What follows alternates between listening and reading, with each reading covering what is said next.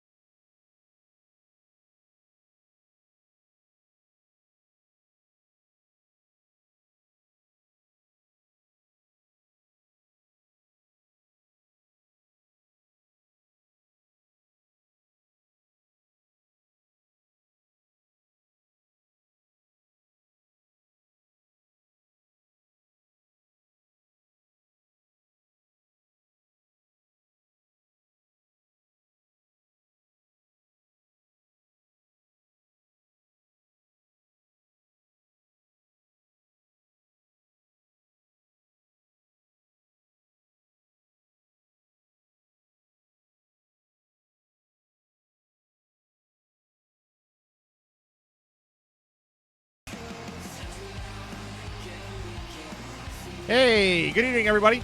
Welcome live MUW Wrestling here on Twitch.tv. My name is Sean. We're glad you could join us. Brett will be joining me in just a little bit. We got a tag team match coming up right now. A matchup in the FTR tag division. As a custom, we have... Hello, Julie. We have... Say hello to everybody. Hello, everybody. Say hello to Julie, please. And... yes, first match, tag match. We'll get that going in a second. Brett will join me in just a moment. We're just kind of, I just got back up from a nap again, so enjoy this match for a little bit. I'm just accustomed to getting my food accommodations and everything set up. So, oh.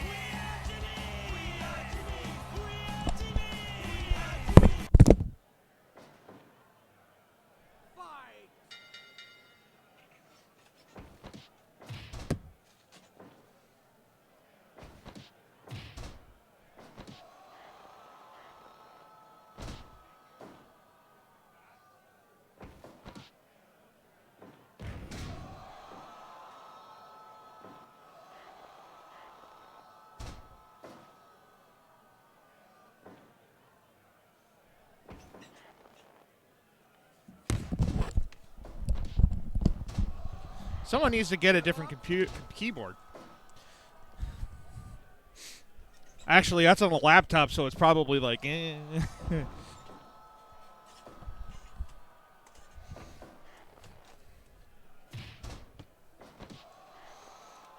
up.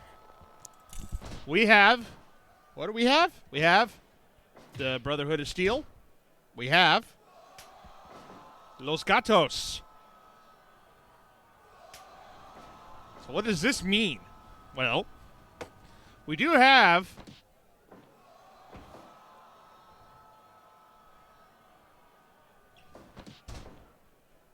it's going to run as slow as molasses for whatever reason.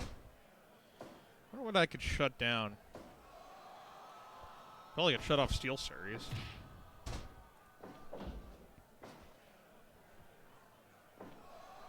Probably not a thing I need to worry about too much.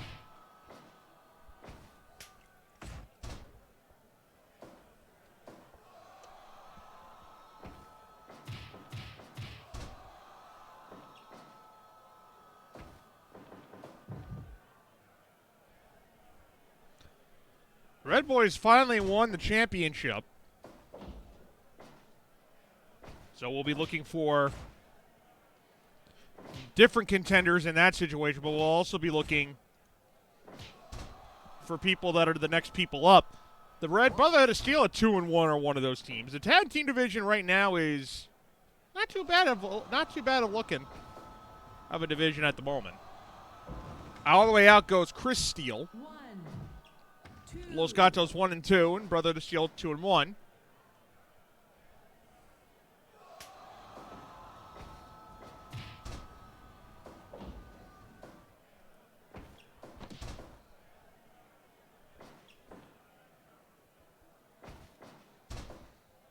A lot of stuff in the division. A lot of stuff on FTR, EVW FTR, and all that actually have a good amount of things pretty much set up already as far as their divisions are concerned. This usually goes over here.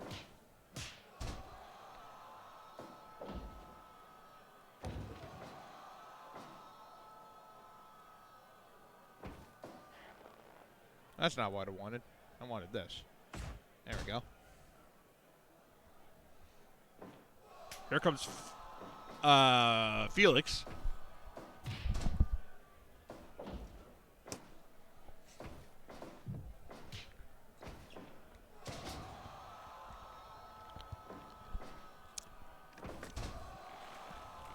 Give up.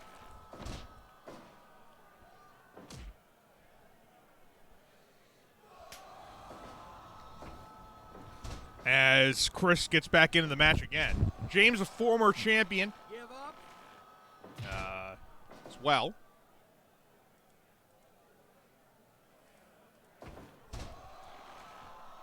My man, I'm just putting the themes together right now for Asylum and Mayhem.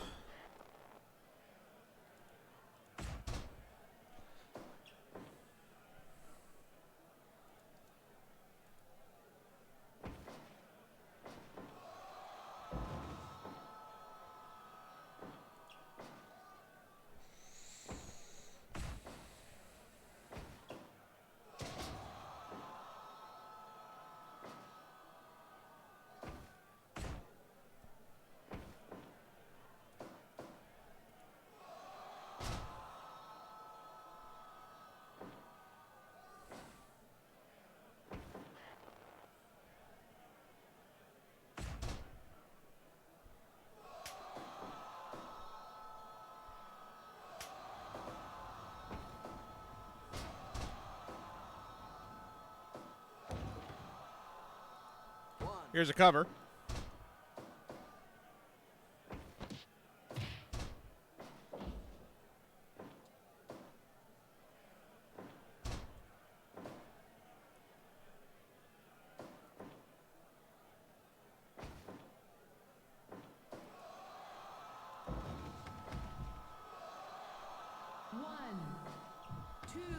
Both outside. That's Steele and or James Steele and El Masco. 5, 6, 7, 8, 9, 10, 11, 12, 13, 14. Counts at 14.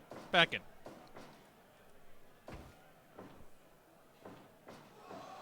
Oh, beautiful. Power bomb. Cover 2? No.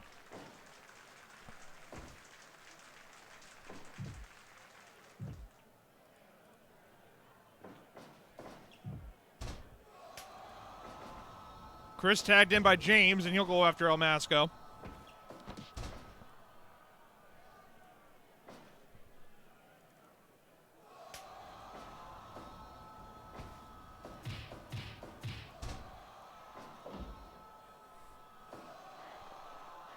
Give up.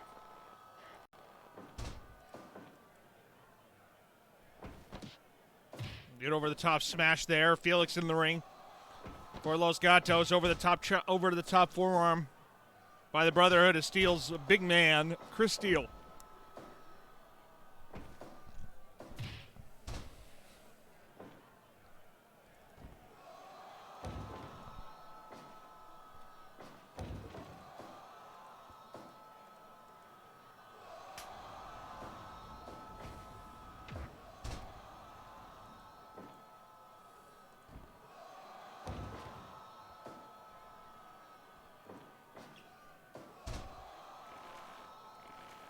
Give up.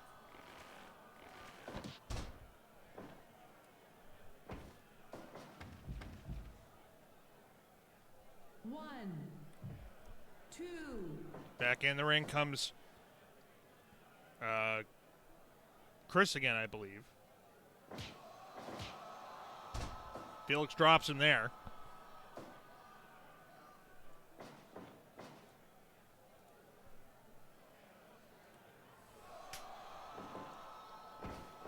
Now it's James. Gets put out. And what's James looking to do here? He steps back a few, and that was quite interesting. Off the ropes. Stopped.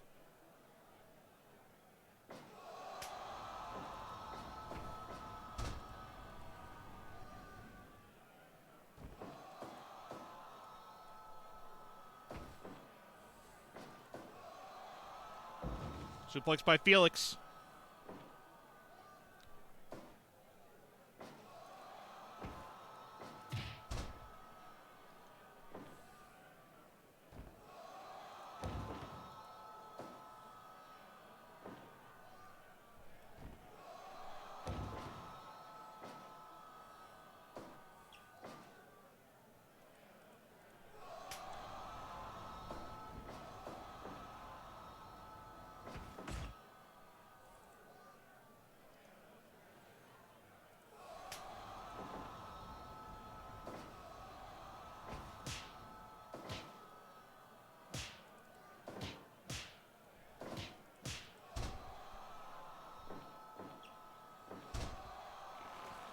Give up.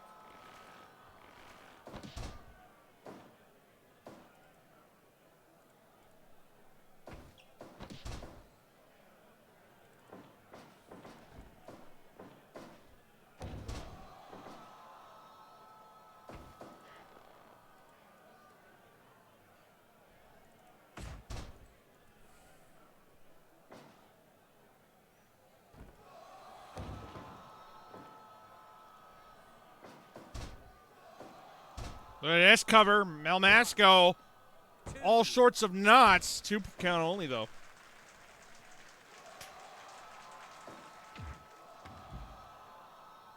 One, two.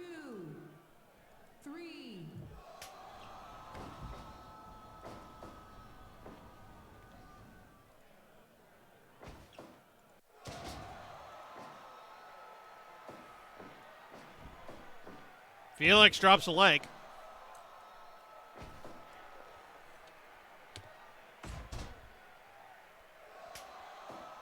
I love that stim check. Me? I'm building my own computer. Yes, that's right. I'm building my own PC. So I don't have to run this beautiful laptop of mine to the ground. 1, 2. Cover 2. 2.9 on powerbomb by El Masco there.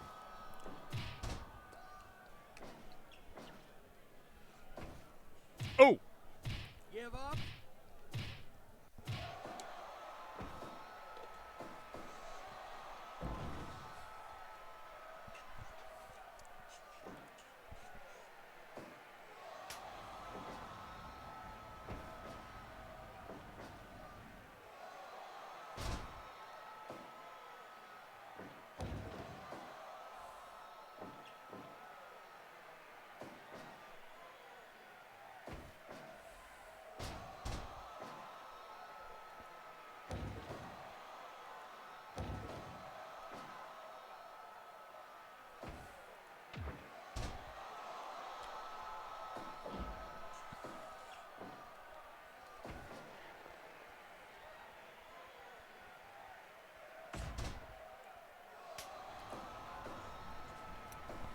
Yeah, everything's from Newegg on that one.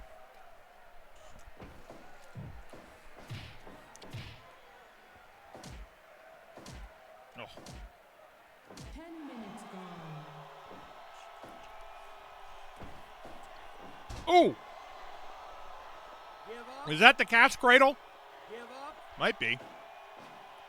James wants a tag. But now... Ooh! 1, 2. Nope.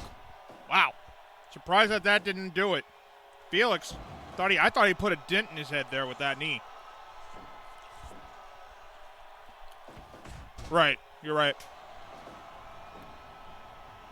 James in, drops an elbow.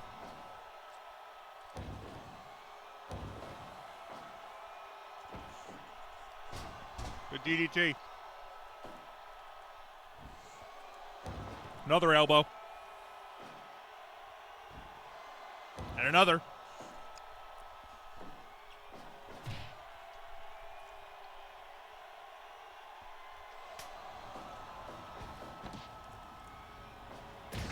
Oh!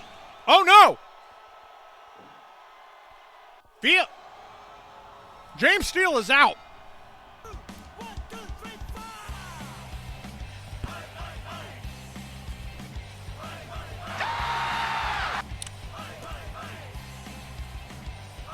You are dead. Not a big surprise. James Steele KO'd by El Masco, and that's it.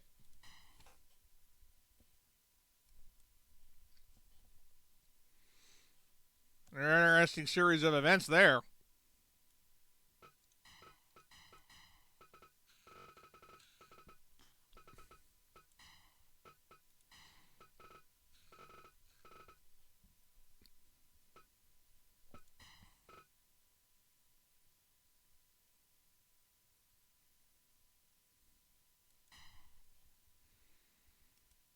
Here we go. Next contest, Young Lioness division. Again, that's a division that we're looking for moving up in the ranks. We do know the champion will be issuing rematches and everything of that nature. But here comes the Dragon Rider herself. One of them, anyway. And it's Astrid.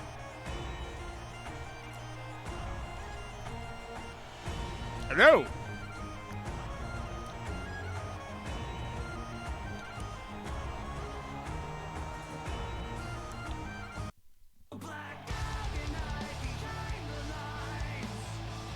And the Princess of the Valley wins. Nasuka Shimamoto.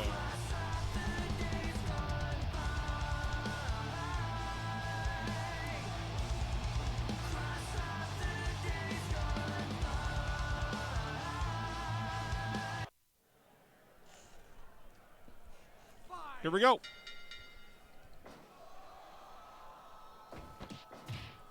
Knee to the gut.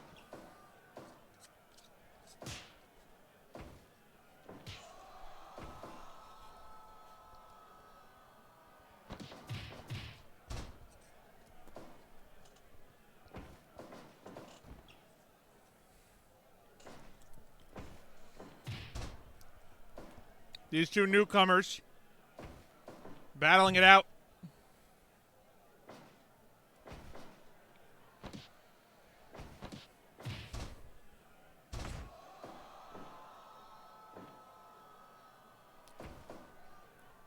Right now, Astrid sitting at 1-1. Naushka at 0-1.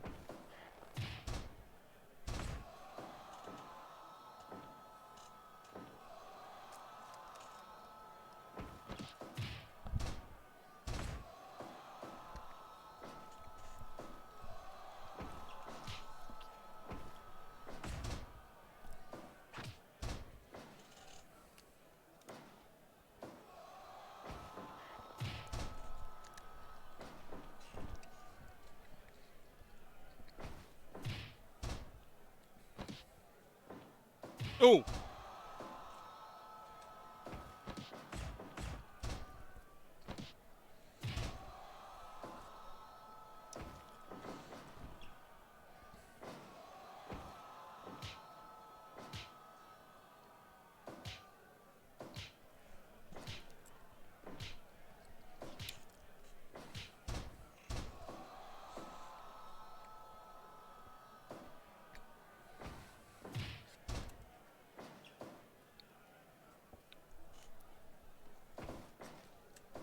Ooh. Great kick there by Astrid.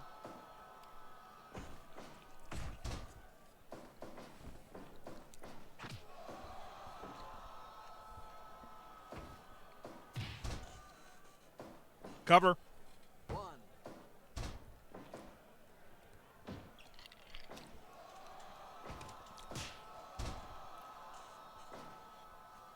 Ooh.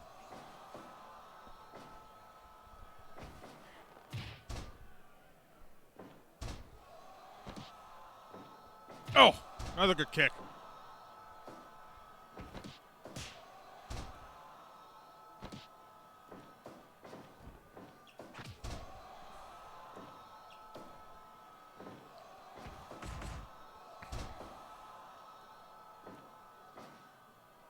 One, two.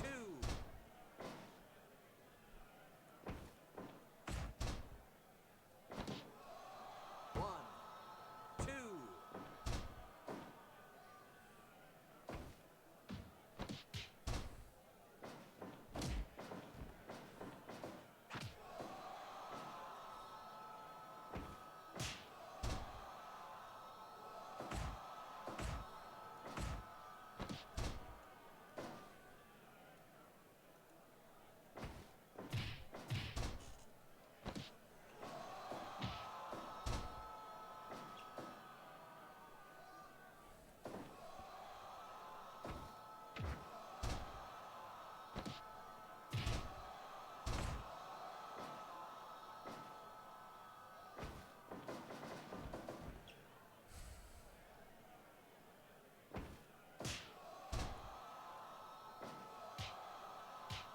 Give up. Give up.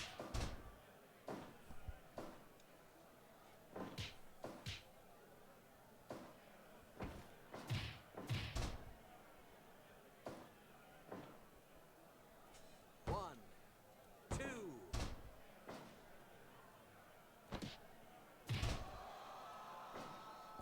Okay. 1, 2, 3.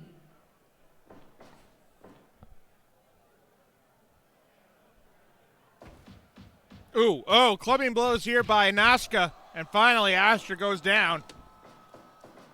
And a baseball slide.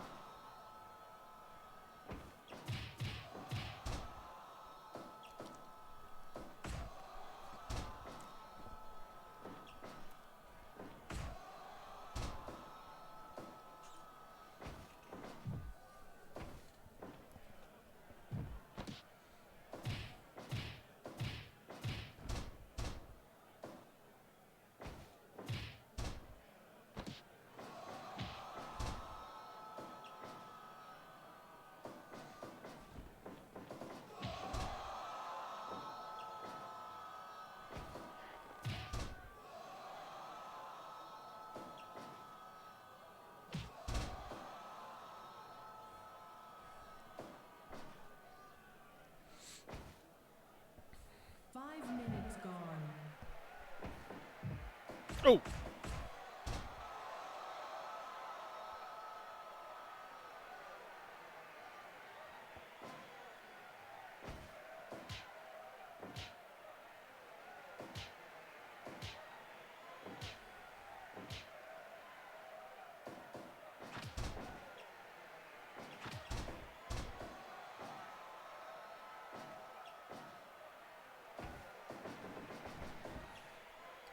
Astrid hangs on. Ooh, what an uppercut by Nauska.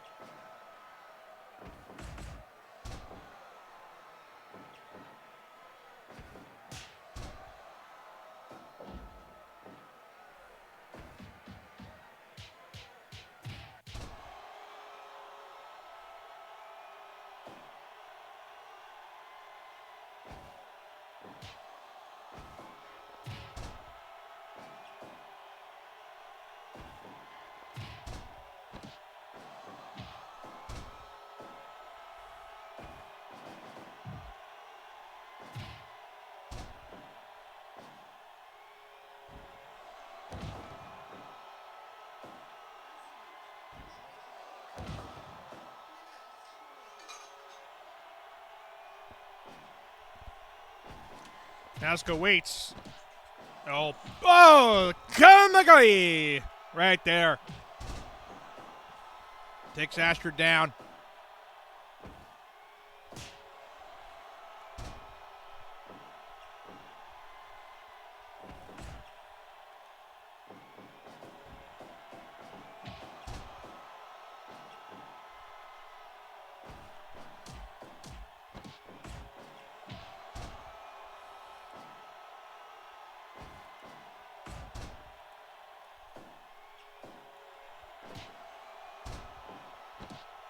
Another one! This time by Nauska. And now Astrid just throwing hands. Over the top shots. Cover. Two. Not enough. 2 count only. A nice combo by Nauska.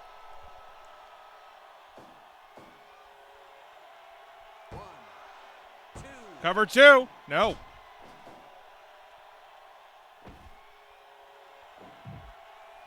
Into the corner.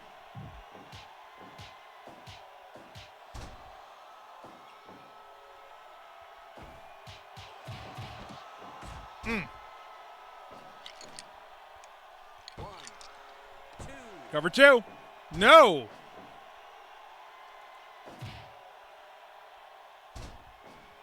Jesus Christ. What the fuck?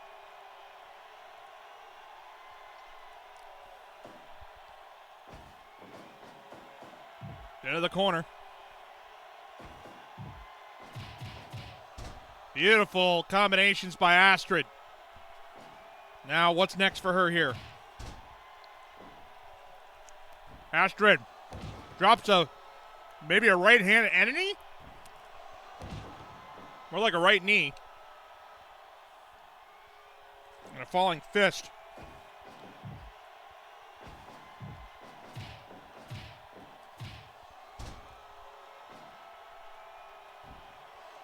Ooh.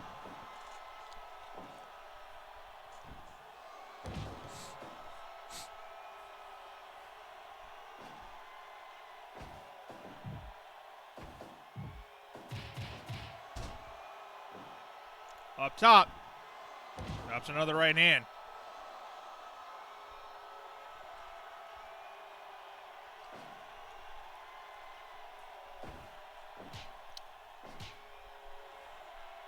Ooh.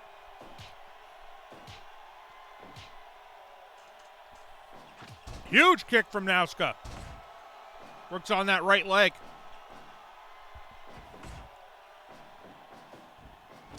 Oh, no, Fairbear. Fairbear got hit on the way back. He kind of got in the way, though. And he got taken down. Over the top right. Headbutt.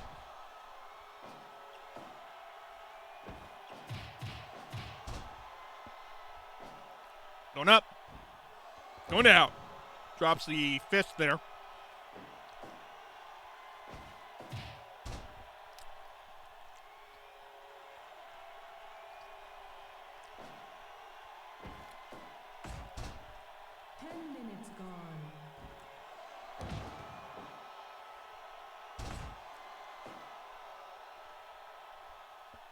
Oh.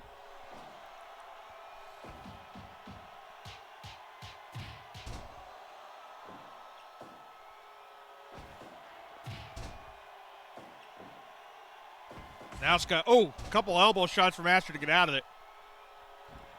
And a fist drop.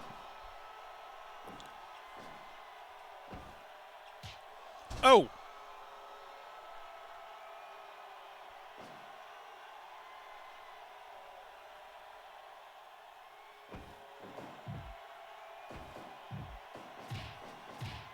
Nice kicks.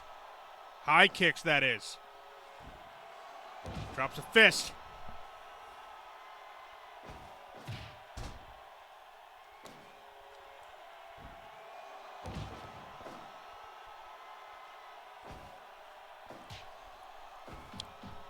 Combination shots. And Noska gets her down.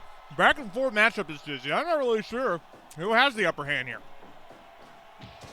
Noska takes her down there.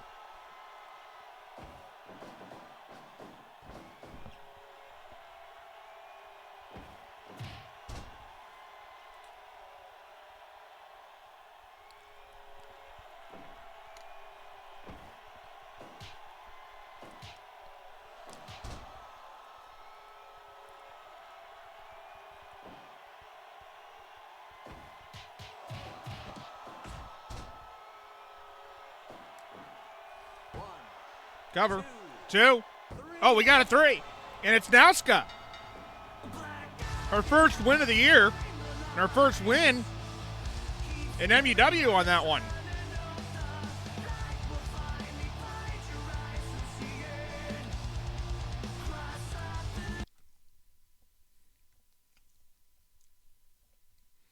And now that match got a hundo. How about that? That was a back and forth contest. And a very good one. Very good one. Honestly. It's just too bad Fire Pro seems like it's running a little slower today. Don't know why. But it just is today. I'm not sure. But then there's reasons, and just one of those reasons why we are in the midst of building a new PC. And I don't expect that PC to be done by the end of the year. But you never know. Maybe it might. If I decided to use the entire stimulus check on all the rest of the parts, it might be done. But I don't intend on that happening. Let's get our next matchup, our first FTR Division matchup here. Let's get it on. Once again, another division that's got a lot of its you-know-what together as far as who's going to be contending, and the last match was won by Nauska Shimoto.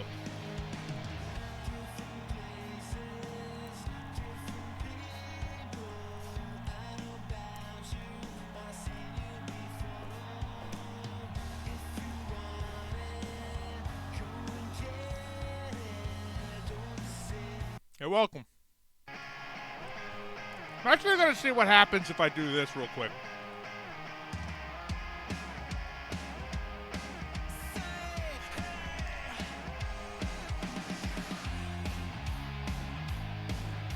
Yeah, I figured this much.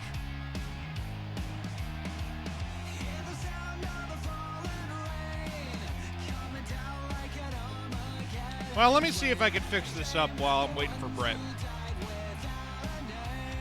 This match is next, and we're ready to go. Oh, yeah, and it's running great now. Of course it is. Why wouldn't it be? It always does that.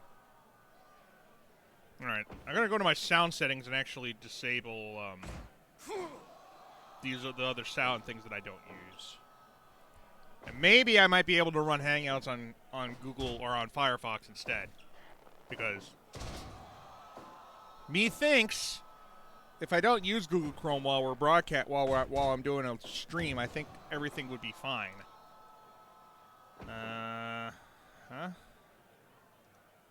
Disable.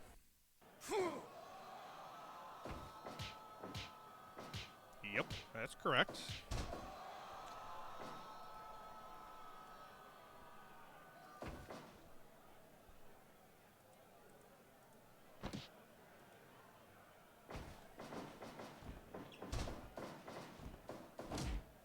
Disable.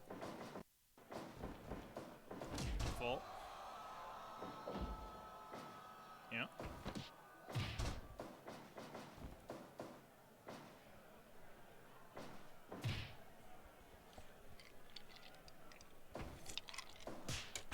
Let's see what we got here.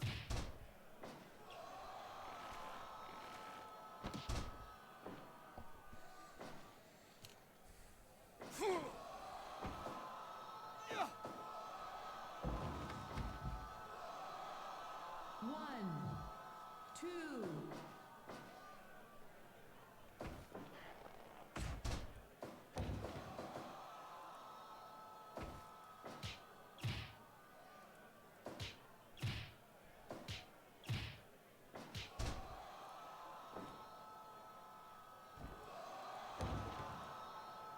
One.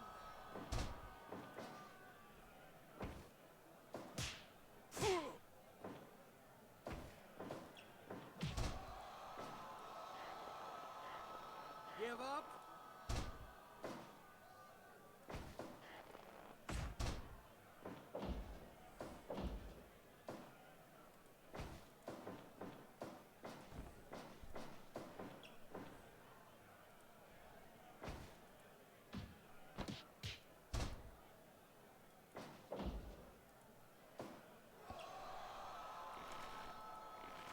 Give up.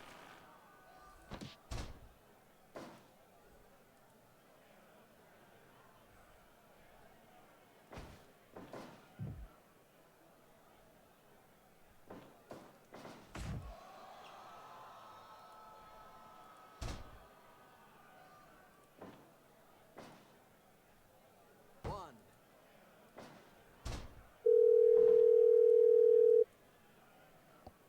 That's not bad. No, the thing is, we need to switch over the other speaker. One.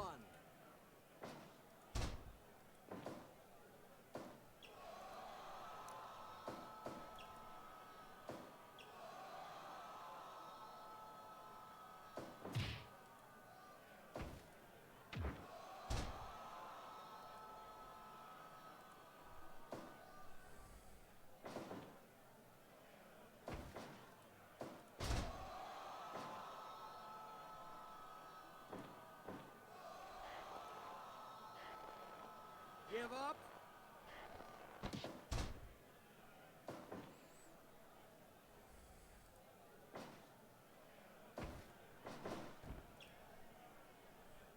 We're working on it, folks. Hold on. Does look like it's running okay, though. At least I think it is.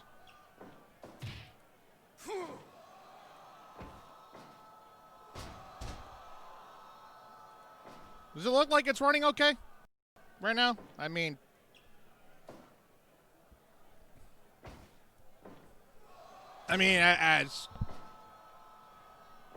as best as it probably can in the circumstances of what I'm doing at the moment on the background. How about as I say, how about I change the question to, does it look okay considering everything that I'm doing in the background? How about that? Give up. Looks fine to me right now.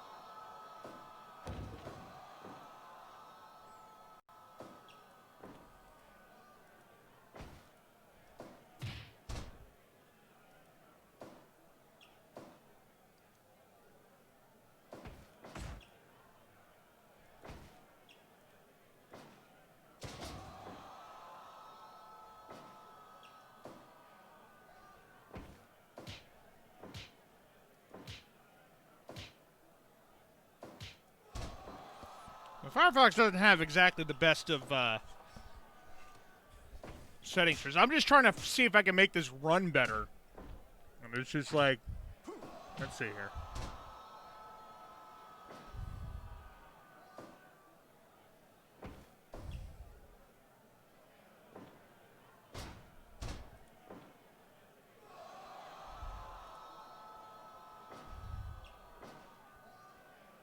Is there more advanced settings that I can do on this sucker? Mind you, I'm not...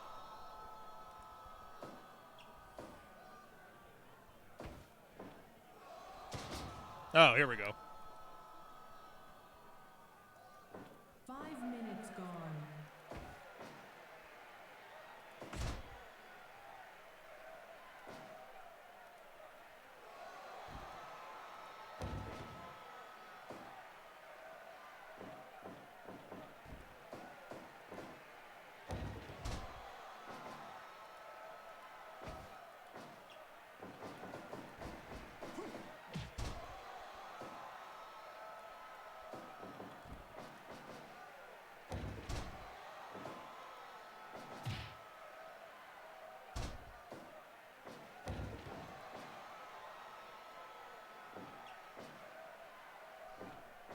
It's just all about the, now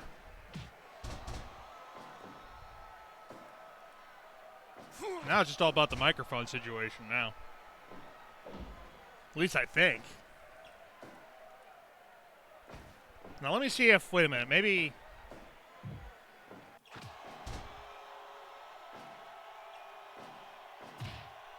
If I click that, will it let me go to the, yes.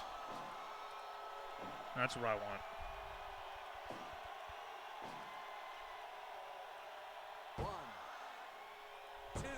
Oh, that's slow. That's very slow. Why is it that slow? The fuck?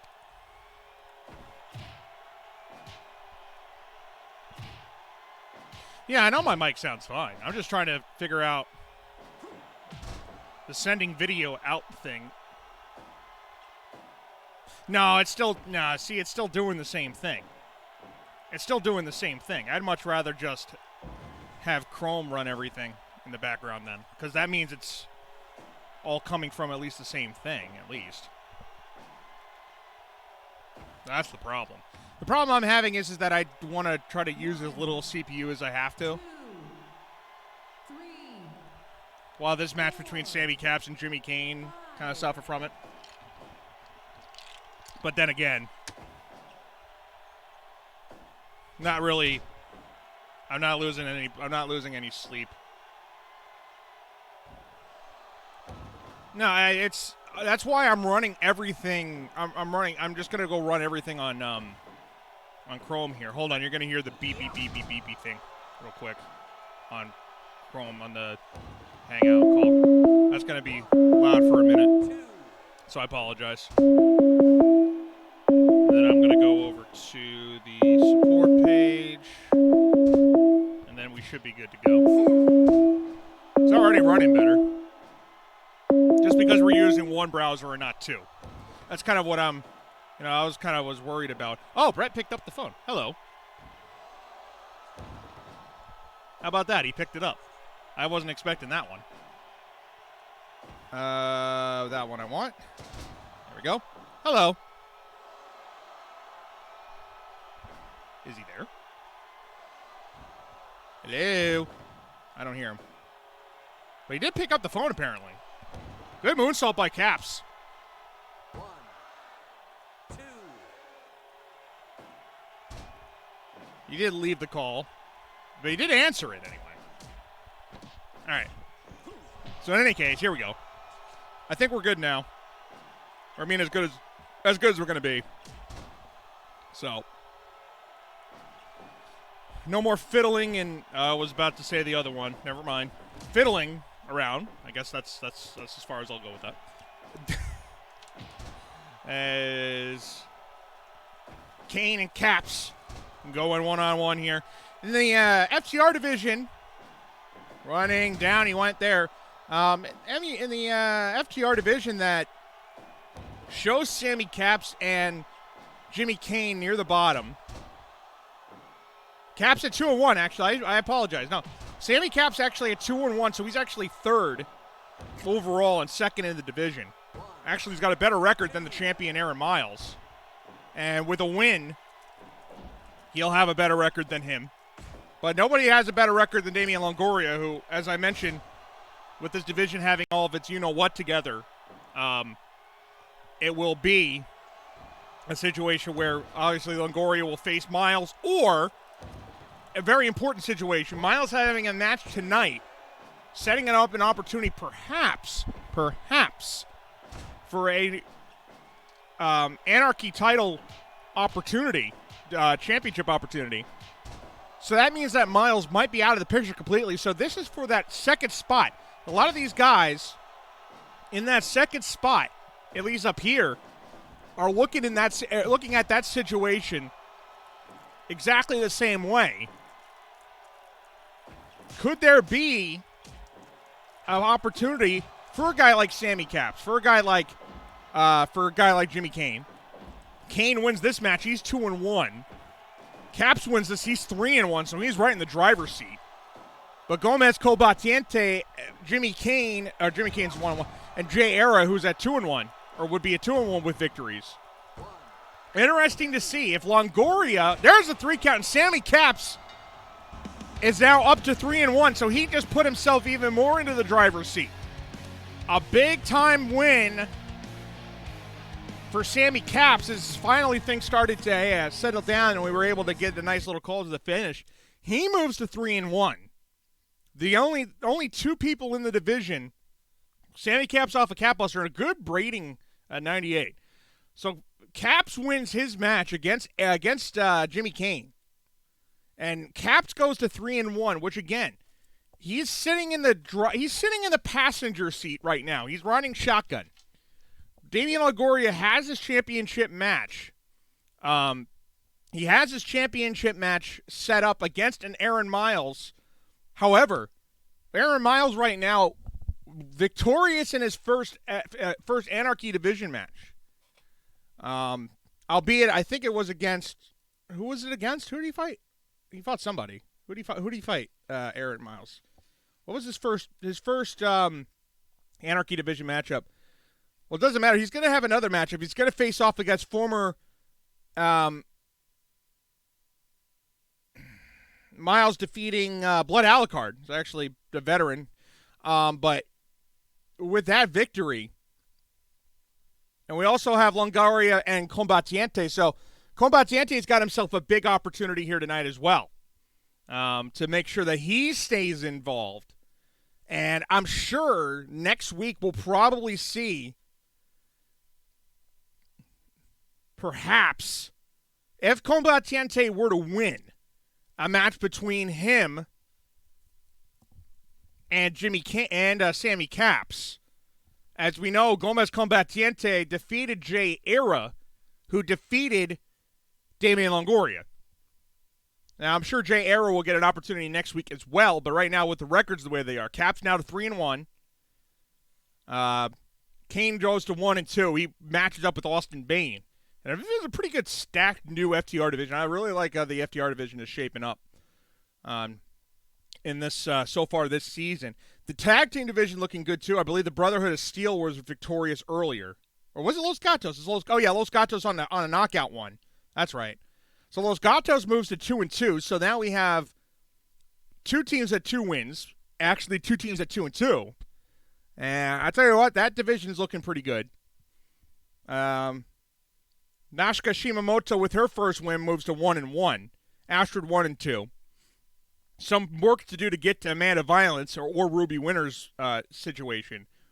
But, you know, I like how the divisions are going. And the EVW division, which, of course, had their shake-up a little bit. Obviously, Biohazard, that was just announced, of course. He moved to the Division 2 as they're trying to, obviously, get some people to move around.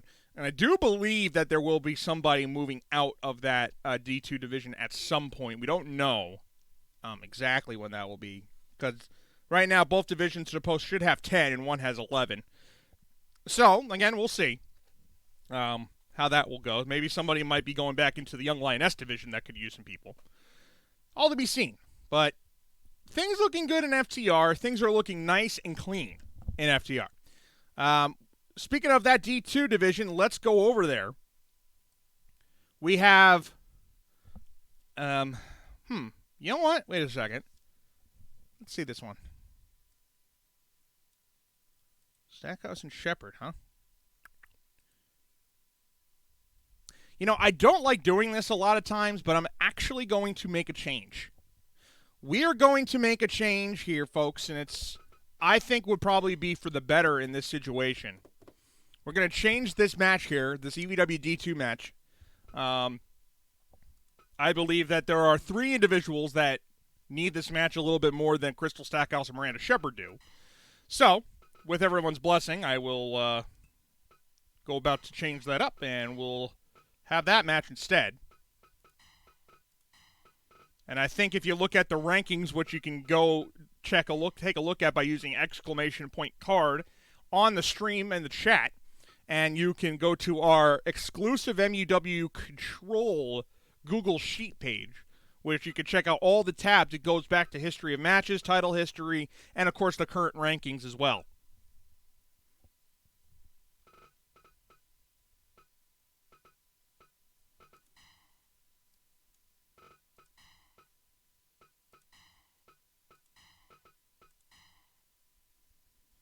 So let's head out to the ring and let's find out who is in this match. I already made a mention. It's 3. It's going to be a triple threat. So we'll find out how this is going to go.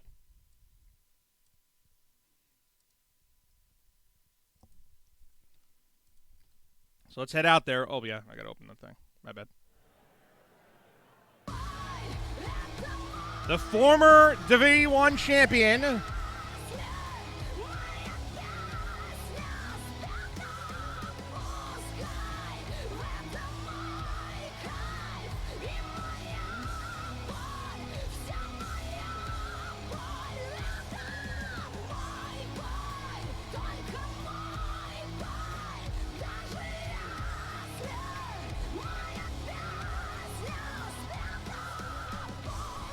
and his opponents.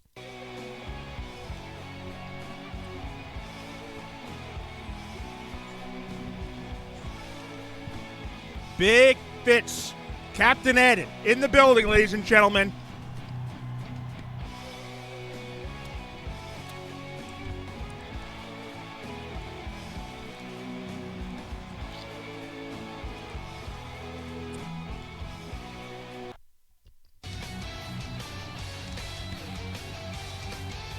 And finally,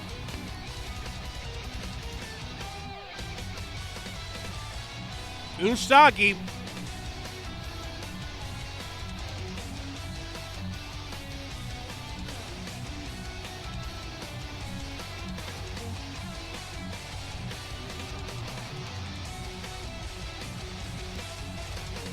Let's do this thing.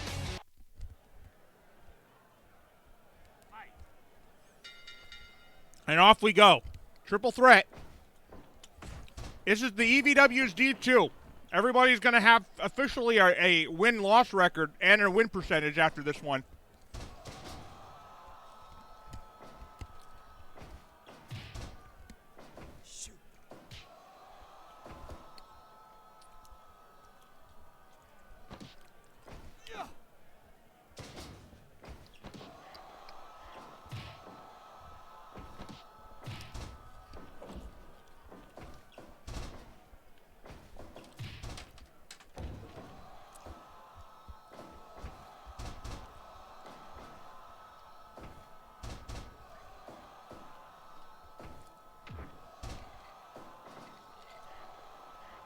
Bioaz is a former champion in a lot of different aspects.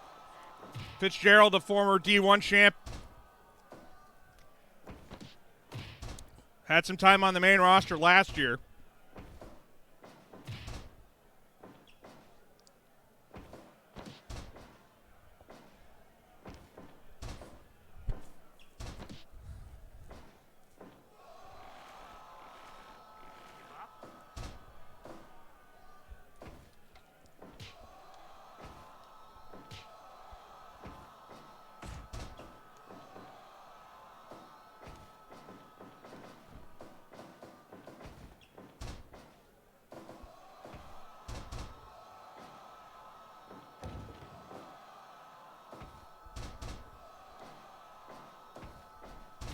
Over the top shot. Big men going at it, but Usagi, as we all know, folks, she does not back down. That's just never been her deal.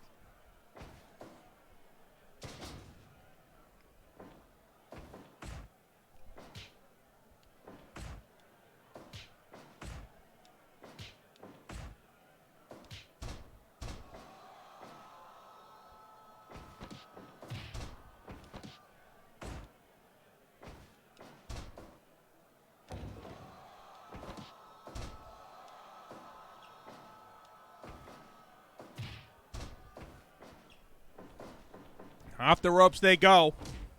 Usagi cancels it out. Folks, these triple threat matches do tend to go a little bit. The EVW D1 division next. So keep that in mind. That is a fatal four-way matchup as well.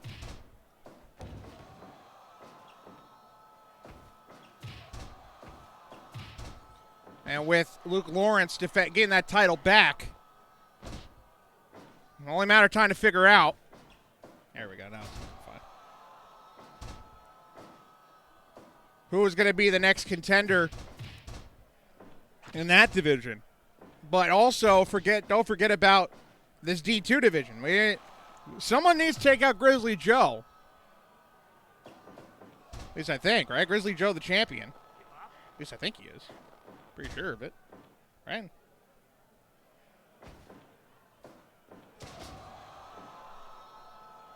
I got to figure out who's going to be the contender there.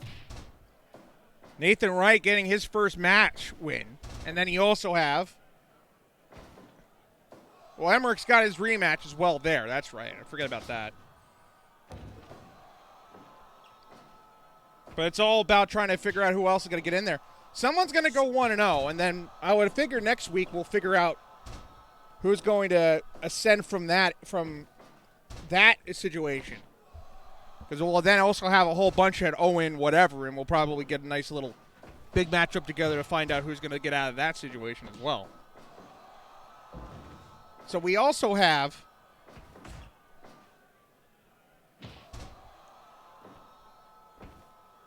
I believe it's a triple threat. Is that a Fatal 4? Fatal 4-way, including, I think, 1 or 2? Well, one of the 3 that are not, that have just come into the division.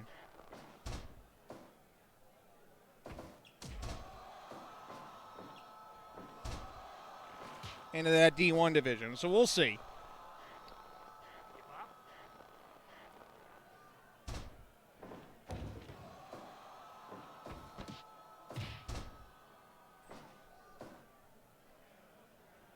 Cover.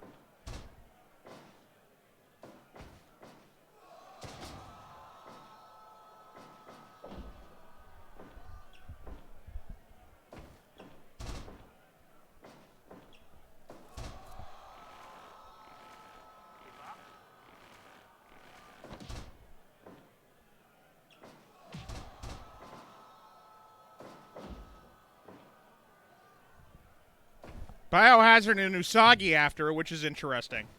But then again, if we remember Usagi and her connection with Tuxedo Common, maybe it's not so crazy to think about. 5 minutes gone.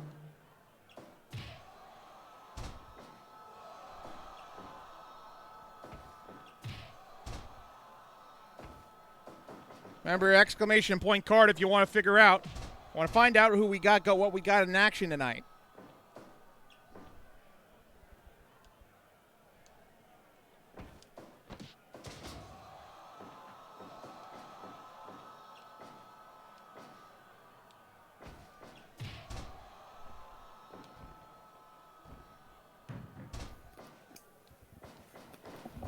I hear something. I hear some type of moving around. There is. His headset's on. That's loud. Hello. Sorry about that. I'll turn that down a little bit. Yeah, you're on my. Yeah, you're okay. Just a little bit. All right. So we have ourselves a couple more matches. Take it 3, including this one for Surprise, FTR. motherfucker. And you should be able to hear everything. Yep. Okay, so Of course, I got to keep one ear off so I can listen for a crying baby, but that's another thing. You're fine. It's just you're just kind of there for me tonight. That's all you need. I mean, Totally. I'm good to go. As X-Pac once said, all pilled up, but they're in the right way. Mhm.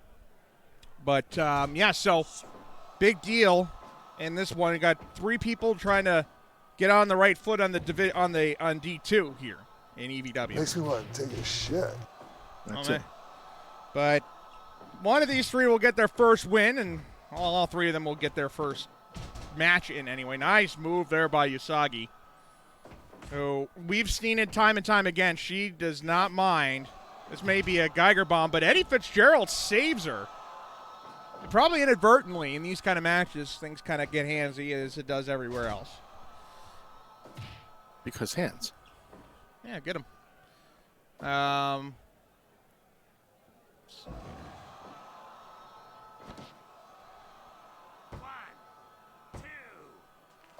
Cover 2, kick out.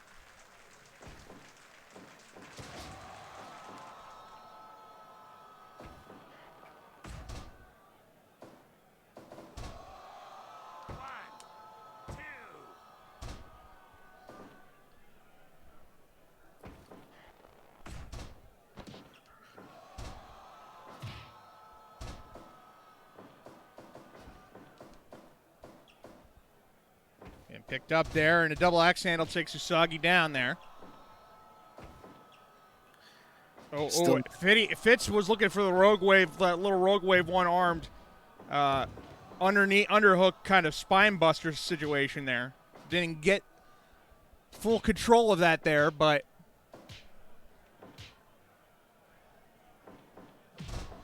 Still got, of course, Division 1 matchup. that's next. Fatal 4-way, yeah. Fatal 4-way, and then an FTR tangle between Gomez and Damien.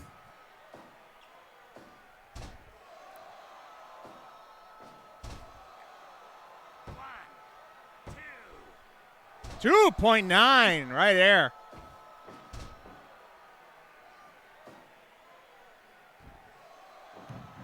Oh, no. And Usagi gets a headbutt for her troubles. And then a sidewalk slam.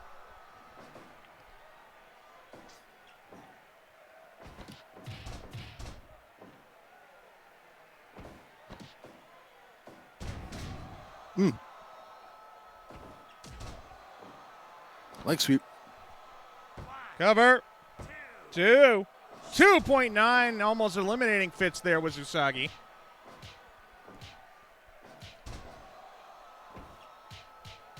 Hockey fight.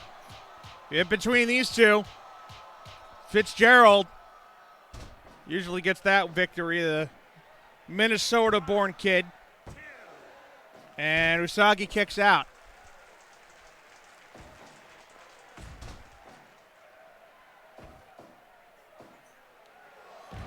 Oh, boy. Big takedown there, and back to measured shots. And now what? Where you going, Bio? Bauhausser's going to wait. Going to go cross body on Usagi, and he hits it. But Fitzgerald had no patience with it, and went right after Biohazard instead. And then Usagi puts him over the top. Close quarters And then fight. does it again to the other big man. Because why not? She can do it. Now Trio Woe style here. Until Bio steps in. And Usagi couldn't hang on.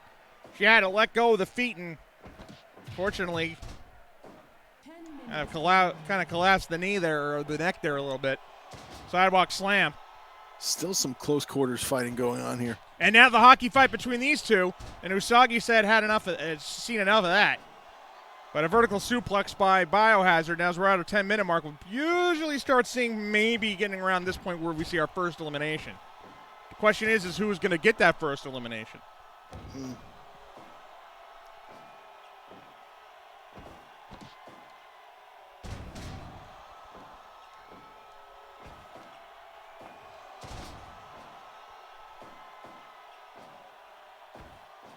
Usagi off the ropes. She just gets thrown away there by Fitzgerald. And now the German suplex. Usagi said, once again, not patient enough about it. Oh, and then a German suplex of her own, but then Biohazard breaks it up. This is elimination, folks. Just reminder. DDT by Biohazard. Obviously, one or the other competitor believes that it's not enough yet to take the other competitor out. No, not ding. It was to the midsection. Nice move by Usagi. Gets this little sit-out cutter situation going there. But obviously, the other competitors don't think that whatever the other competitor did to the other was enough to get the 3 count. So, the heck with it. I'm breaking this up because this is going to take too much time. Double team. Biohazard goes up, goes down. Dial it up. And now Fitzgerald and Usagi go after. Biohazard, obviously, we know the connection between him and Usagi. Probably not the greatest of things right now, considering Usagi and her relationship with Tuxedo Common. Right. No low loss there. Another midsection shot. Damn sure looks like it's a lot lower, but we know when it's low. And, well, we didn't hear anything at the moment. Good takedown there by Eddie.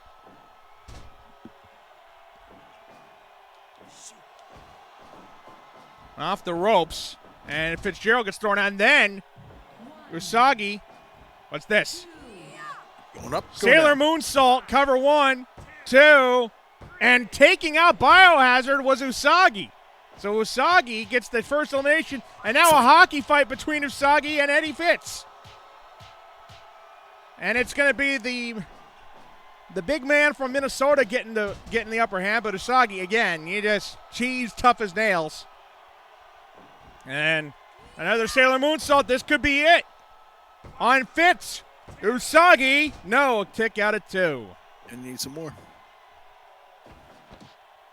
Fitz. Down. Death Valley Driver. One of his signature maneuvers. But look at this. Astro Tide by Usagi. Goes for a Sailor Moonsault to the cover. This could do it.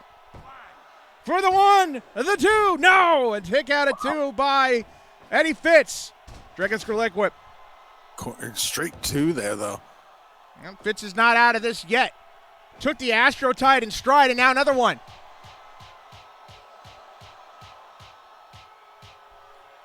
Back down goes Usagi again.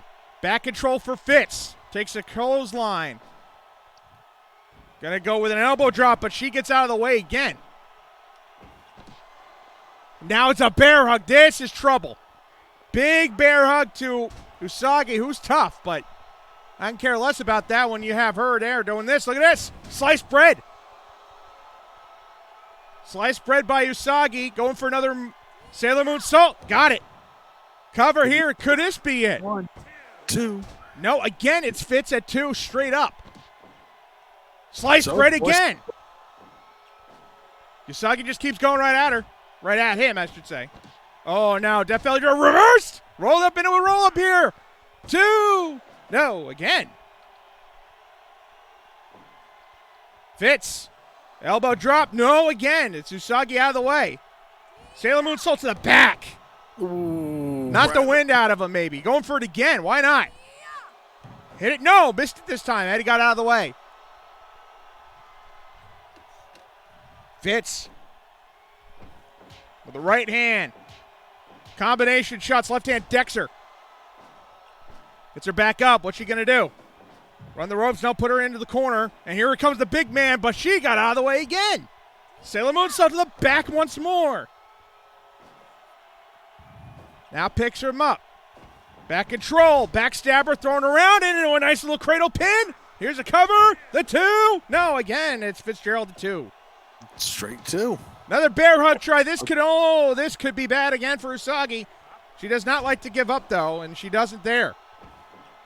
The cover. Oh, and a Aurora Borealis. Northern Light suplex into a bridge pin. No. Fitz again. It's at 2 and nothing more. Elbow down. Usagi doing everything she can to take out the big one. Take out the big man. Backslide. Cover. No. 2.9 that time. Nearly got him. Off the ropes. Back elbow shot by Fitz. Goes back up, looks for that elbow drop, I would assume. No, it's a big cross body from the big man. That could do it. No, it's Usagi at 2. This is the D2, ladies and gentlemen. Another back slot. She almost had him here. Could he get her here? 2. No, another 2.9. This is the D2, and it's showcasing why it's just as good. Back suplex over the top. Goes Usagi. She's off the ropes. She's up and over. Elbow drop down by Eddie, though. Gets her back up. What's she going to do? Does he have the stamina? Can he get there? Yes! Took her down, though. She did get back up, but she went right back down with the right hand. And now they'll trade shots. Right hand by Fitz and a left elbow by Usagi. They go back and forth. Now it's Fitz. Leaping drop kick, but then a spinning wheel kick by Usagi drops him. Back control, Usagi. Off the ropes, what's it going to be? Spinning back kick again. But it's Fitz right back up. That spinning heel kick, hitting the mark. Well, was it, though? Taking out the leg, though, was Usagi. Now he stays down. Standing Sailor Moonsault. Cover for the win. No, again at 2.9. Still needs a little bit more. And Usagi goes for the corner. Can he get him up there? Get him up there. What's it going to be? No. Fitz got out of the way. Drops an elbow. Off the top. Usagi got up a little too quickly. Didn't matter, though. They're both down. They're both a little bit out. Look at this. Off the ropes. Usagi, bumps right into him. Fitz was out of energy there. He tried to go out to the ropes, and he just gasped. Drop kick missed by Usagi. He didn't have enough lift. Nice kick. Had enough of that. Senton. Be right back. Usagi goes to the back. Running bulldog out of nowhere there, but it's again Fitz back up. Into the corner. Running. Look at Fitz. He goes one side, two side, power slam. Hooks the inside leg. Yes, he's done it. We've never seen that one from Fitz as he hits it. And it's Eddie Fitzgerald with the win over Usagi and Biohazard here tonight. Great final sequence there between Usagi and Eddie Fitzgerald, but it's the big man from Duluth, Minnesota getting the victory. And that's an 100 for sure. And a big-time victory for the big man on the Turnbuckle Stampede.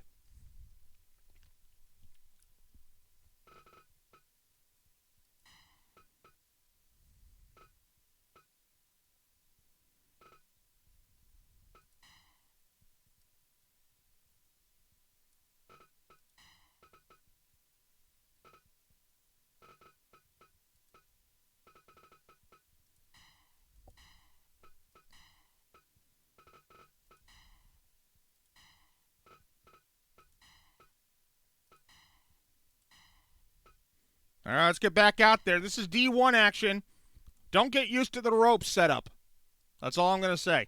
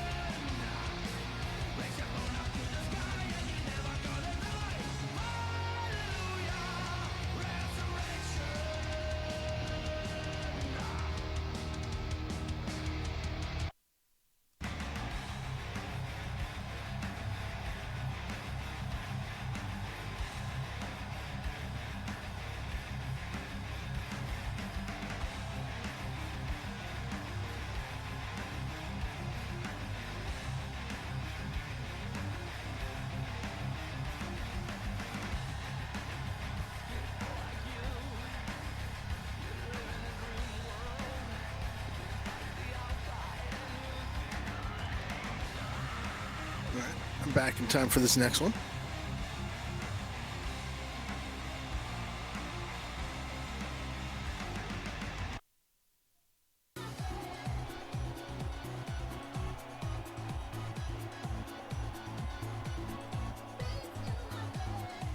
And this is our fatal four-way matchup.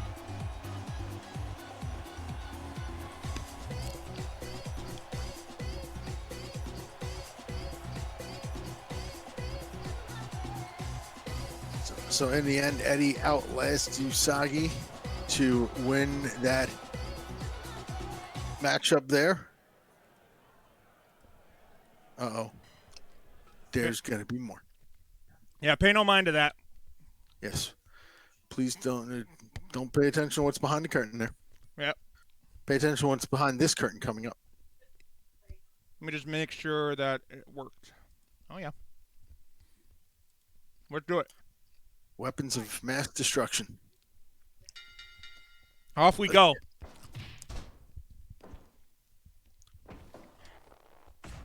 And again, Get it on. Dave Hazard. Oh, no. Wow, we didn't have that last week. 1, 2, Oh, my God. Oh, my God. 3, Took 10 seconds this time. 4, Good Lord almighty. Oh my goodness. 6, Ah! It blew up like 5 times on him already.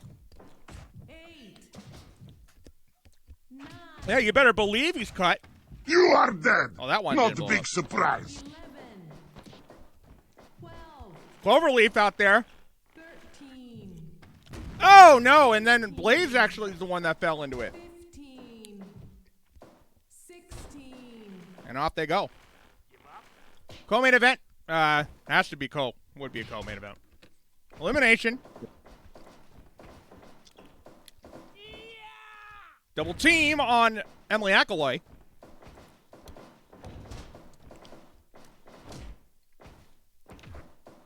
What's my CPU usage at? It's 72. That's not bad. But did I tell you that I'm building a new computer? Oh no. Yep. You have not mentioned such things. No. I only made my first couple purchases last night or so. I know that my first 3-4 purchases will probably be here during the week. I do not expect this computer to be completed by... I don't even think that it's an outside chance that this computer will be done by the end of the year. It's going to be quite slow to do it because all these things cost a whole heck of a lot of money. There's a couple dollars going. Even with the stimulus check, I don't expect to pay little to anything on it.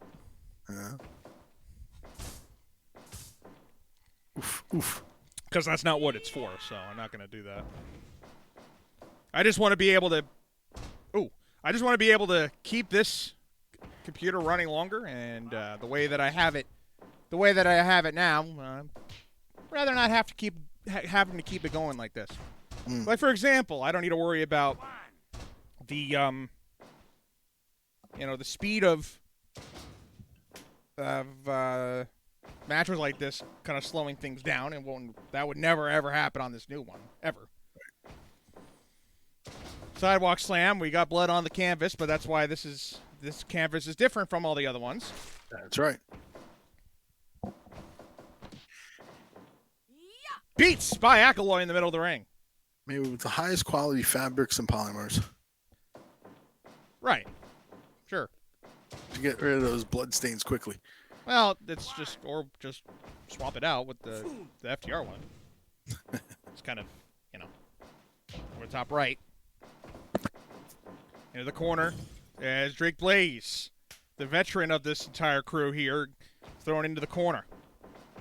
Got some glass to go with it. They'll be looking for a new #1 contender, although with Tim Kurtz's return into this division, chokeslam time, big one. Who knows? I bet the winner of this match might face Kurtz next week, I would assume, to see who they'll take on. Luke Lawrence. Oh my God! And there's a critical maneuver. I believe a flip pile driver into a board, and Emily Ackaloy is out of this. She is out of this, and we're down to 3 real quick. Yeah, she's dead. No, she's not. She's knocked out. I think every one of these people have quote unquote been dead, and they've come back. Yeah. So they're obviously Well, not dead. Yeah, it's.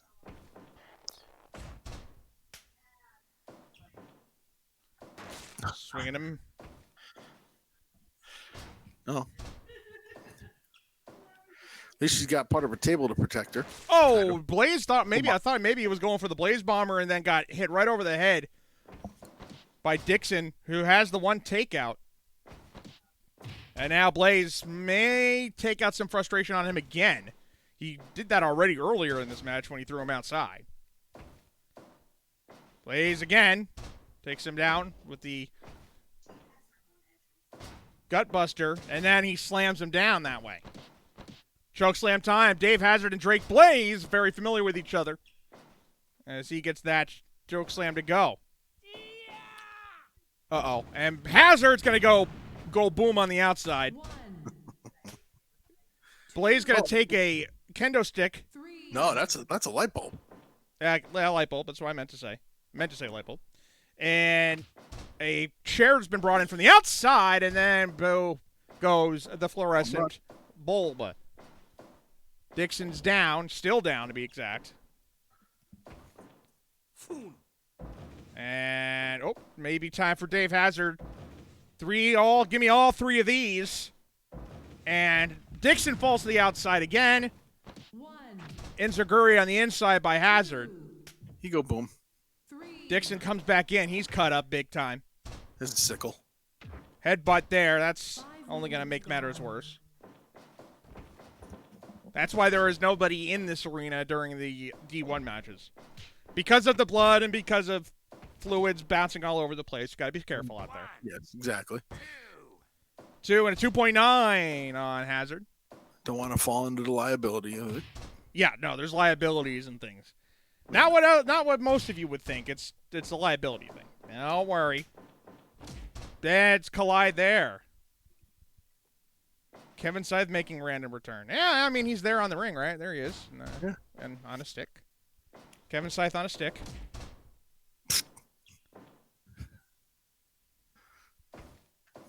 Off the ropes. Oh, and the soft pigeon goes with a little pigeon dive, if you will. Pigeon missile, maybe even.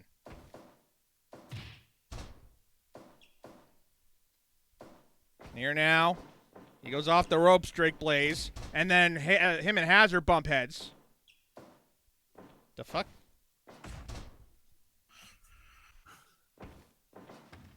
There you go. There we go. 1, Now into the 2, fluorescent bulbs. I hit a Hazard. wall. My bad. 4, 5, Oh, really? 6,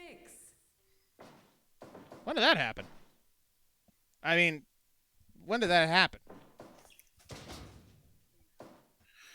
Did it actually happen? Kevin Nash? Now I Ooh. want to look that up. So while Sean's going to look that up and down.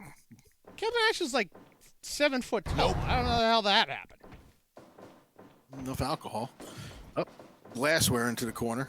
So what? I don't care less if he was Vinny Usually in Vegas. the other I don't corner. give a shit if he was Vinny Vegas. He's still 6'11" or 7 foot tall or whatever the hell he is. And younger, too. Uh-oh, on the board. Yup, almost.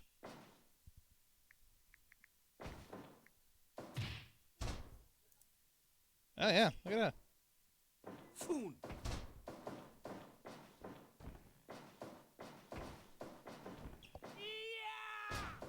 Oh. Up and down.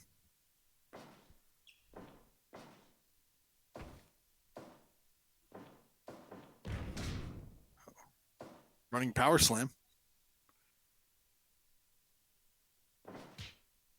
No, Uppercut. it does look like... Although, as I am reading it, it does look like it's a Facebook post that may or may not have been real.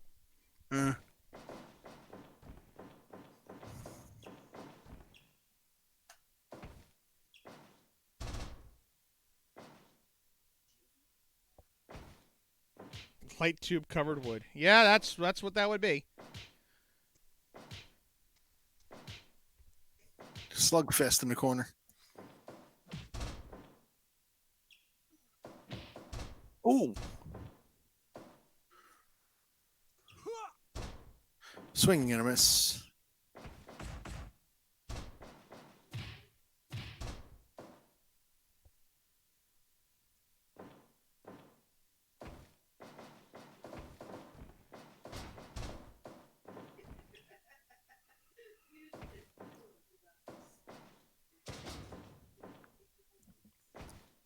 Okay. I'll be back again.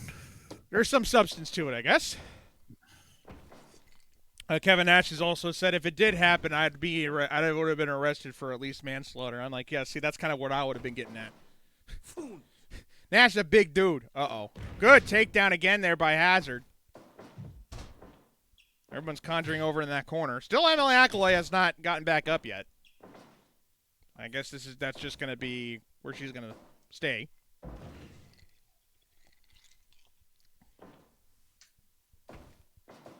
All the way out, and Hazard 1, goes boom here. 2, Running power slam by Dick Dixon. 3, Meanwhile, Hazard, wait. 5, Oh, reversal.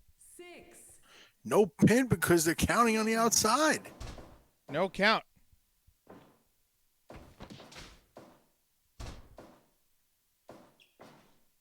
Never knew about that one. Interesting information. You learn something new every day. Headbutt. Heads collide there. Clash to the minds.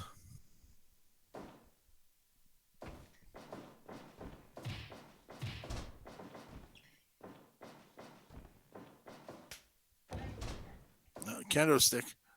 Oh, man, oh, man.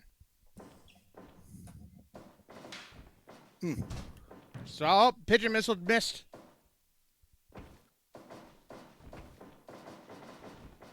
Oh, I don't know if that was on purpose or not, but it worked out for Drake Blaze. Completely accidental and just, yeah. Hazard takes Blaze down.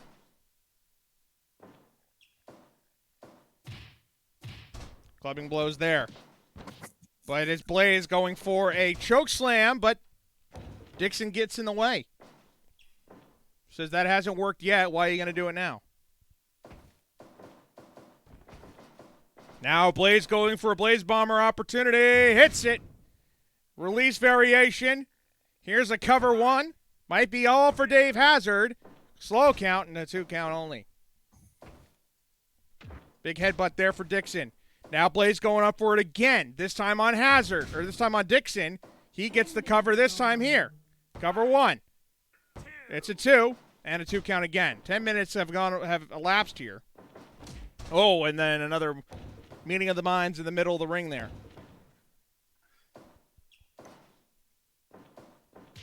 Big uppercut by Blaze.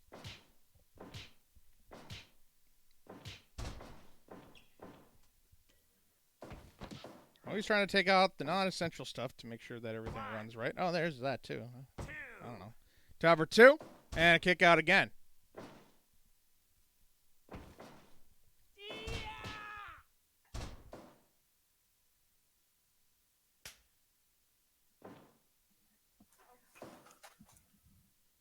King in the ring. Blaze again, but Hazard Clubbed them there.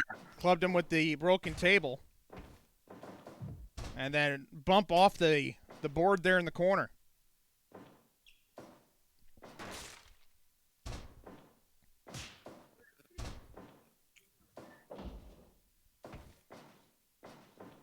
Going up, going down on a back suplex. Drop toe hold takes down Hazard again. Blaze easily the worst for wears. Dixon took that and negated that suplex. Yeah, he wasn't playing along with it. Nice, looked like maybe a fisherman suplex, or maybe even a brainbuster type of deal there for Dave Hazard. That right corner is all sorts of messed up. Mostly from Dick Dixon, as I could see. Choke slam time. And a choke slam by Blaze to Dave Hazard. And now a drop kick. Drop kick right into the table hanging up there with all the light bulbs. Yeah. And there's a scoop slam with the little rib breaker there. And that backbreaker clutch. And now Dick Dixon goes back and forth with Drake Blaze. Nice big kick there. But wait a minute. Oh, a shoulder tackle. Shoulder charge there by Blaze to keep it going. And into the corner again. Double team. Take him down.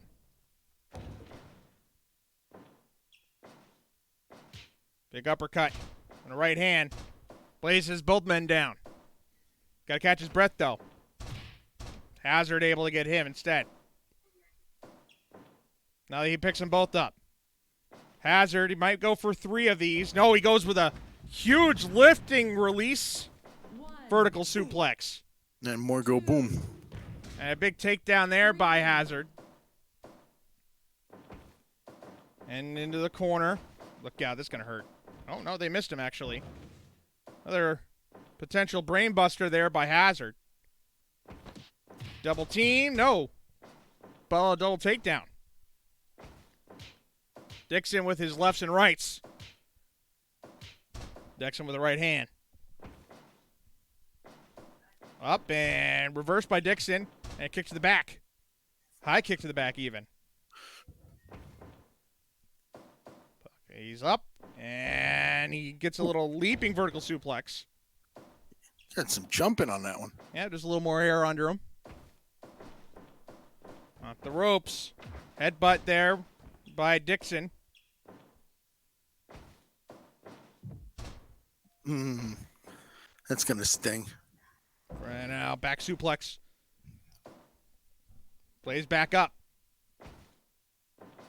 Little roll up, but Dave Hazard wasn't playing.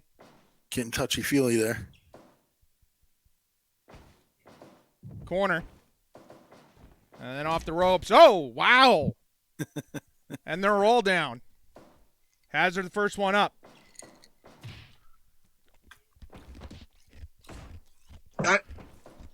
That's what that was. Going for a Blaze Bomber. Got it. Flips it over. Cover. 2 and 3. Dixon is out, and we're down to 2. Dave Hazard and Drake Blaze are the final 2 here. Hazard with the board. Doesn't get much going there. Blaze goes to underneath again. Looking for another Blaze Bomber. He actually goes low angle from the top. Gets a 2. Gets a 2.9. Drake Blaze nearly getting himself back to a D1 championship. Not screwing around. Hits another Blaze Bomber. Hits the flip over pin. Maybe hit again. 2. Yes. Blaze gets it done. A Blaze Bomber onto the kendo stick wins it. Drake Blaze stopped messing around and just started hitting power bombs and got both men down and out. Blaze, your winner in this Fatal 4-Way War. EVW D1. You best give it a 1-0, and thank you very much. Now, this next contest will not be as violent. It will still be violent in a sense, but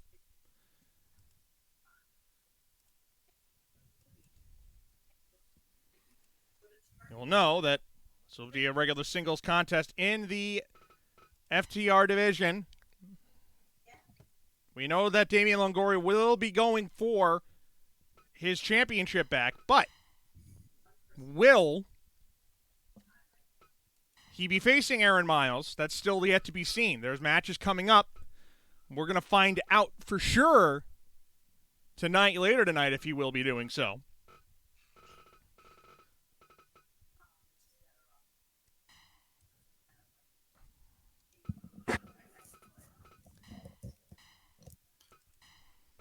And then we'll see Gomez having a lot more running on this matchup because of where he is in the FTR division. Right.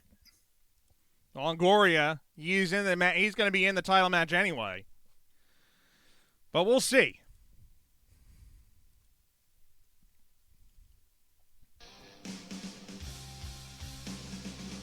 And here comes Gomez.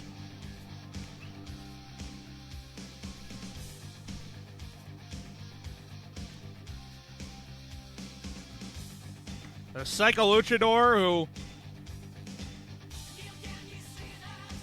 was a runner-up in the men's division, being beat by Aaron Miles.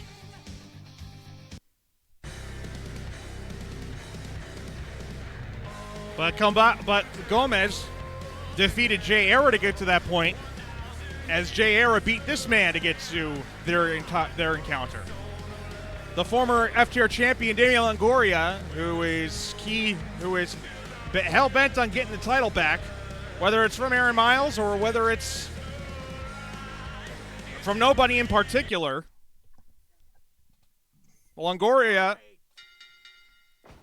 battling here really for the sake of battling, really. As Longoria's 3-0. Swing and a miss. Well, with Sammy Caps winning his match, going to 3-1, Gomez would incline Gomez to win this matchup and maybe get Caps next week, especially if Aaron Miles was victorious over. And again, it's a tough and it's a big if Aaron Miles were to be victorious over Joey Arnold's.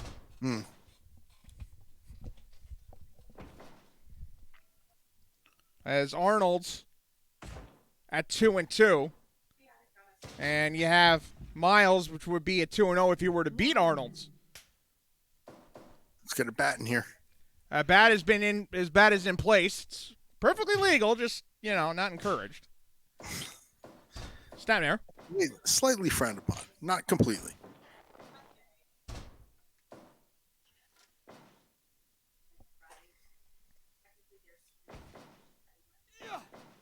And up and down. We do know that Skull to Bones is pretty much a lock right now in that number one contendership situation in that division for Aaron Miles. We'll get more on that. Of course, our first match on Asylum, is an Anarchy division match. And Skull to Bones is involved. But now Longoria and Gomez going one-on-one. They did not fight each other during the tournament. If Longoria beat Jay Era, he would have beat him. Yes, this is true. It's baseball season. Bats are missed. A little shot, backhand. Standing moonsault by Gomez. Here's a cover, only no counts. Knees to the gut. And a crossface. Actually an STF when he had the leg hooked up there. Gomez with the left. Back to the middle of the ring. Now they go off the ropes. Clothesline, nope. Reverses. Longoria just powered through it. 1, 2. A 2 count. A kick out. But Gomez kicks out. Longoria stayed down. Hit a moonsault. And now they're trying to size each other up here. Was Gomez looking perhaps for that baseball bat? Another standing moonsault off the Hurricane Rana. And now, Longoria back up. Corner. Gomez goes to the outside. And running front. Gets to the top of his shoulders and then flips him forward. Good innovation there from Gomez. And now some shots to the, looked like that right thigh was taking most of the brunt of that, trying to weaken the knees perhaps. Or the lower body overall, I guess would probably be more accurate. Roll up. Big roll up here, pinned by Gomez, only one. Longoria is able to pick him up here.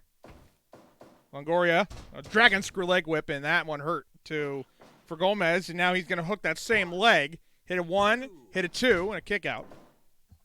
About 2.5 or so. Make him work to get out of these pinfalls. Pop up and then a roll up. Oh, he was looking for maybe thinking Longoria was going to get a pop up powerbomb situation, and then Gomez was able to roll it into a inside cradle kind of a situation. But nope. Longoria still got a lot left in him. And a nice kitchen sink knee lift there. Crossbody missing. Might have went for a headbutt. And now, like a modified camel clutch, crossing the arms over the face of Gomez. Then the running shooting star press. And a 1 count. And a thrust kick by Longoria. He holds in close so he can't get away. And then a soccer kick to the back.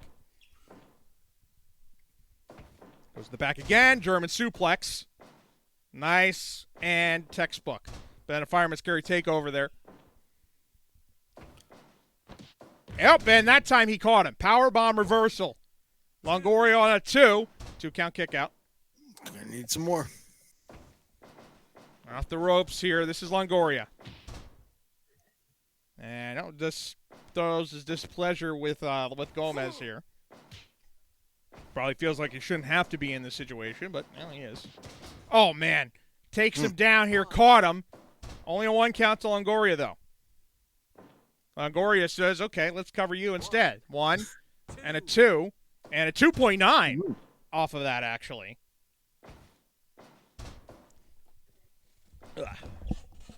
Pardon me water real quick. If you got to go, you got to go too, so don't worry about it. Yeah. I'll be right back. 5 minutes gone. So these two continue to go at it. Gomez to the top, missed it. Wanted to go for the splash and missed, and Longoria going for the pin. Here's 1, here's 2, here, nope, only 2 count. And Longoria missed with the lariat. Elbow to the back. Gets him up. And flipping into 1, 2, that's all he'll get. That's his takedown. Shooting star press. It's going for the pin here. 1, 2, and that's all again. Baseball bat still in the ring, still ever omnipresent in the ring. Should somebody decide needed a back that time. Oh, wow. Nice suplex there for Gomez. Goes into that shooting star press. 1, 2, and that's all. Swing and a miss. Oh, and he's got him stretched out. He's got him stretched out and they're looking for the tap out right there. As we say hello to Vince for the first time tonight. And now we'll trade shots. Left elbows, left knife edge chops. High kick, turn around, Gomez. Oh, wow. And then got the, oh, what a thrust kick. And go for the back, has the back. So, oh, wow. Just folded him up like a poster. Hook the leg, 1, 2, and that'll be all. Damian Longoria getting the win.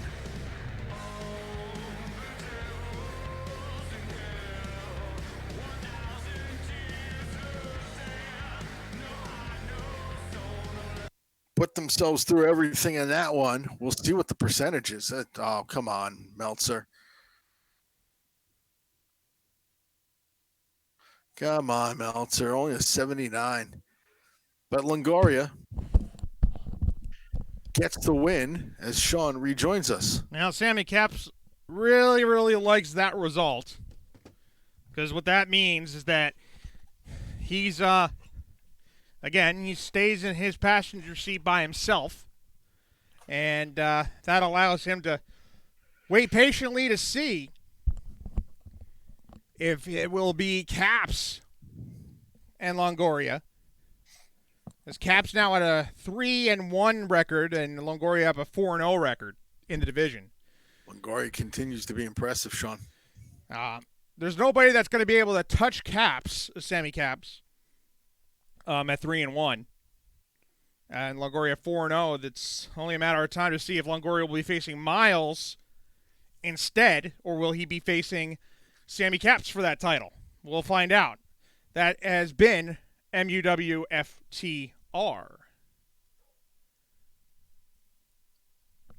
Let's get on our second show of the evening, ladies and gentlemen. Of course, this is the Asylum, as we have our first of 6 tonight for Asylum. Let's get to the ring. Anarchy Division, let's do it.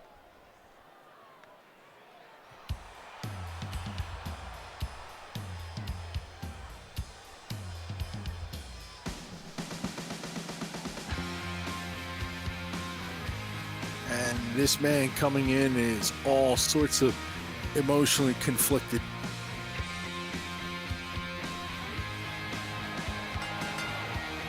Well, here comes Sean Benson.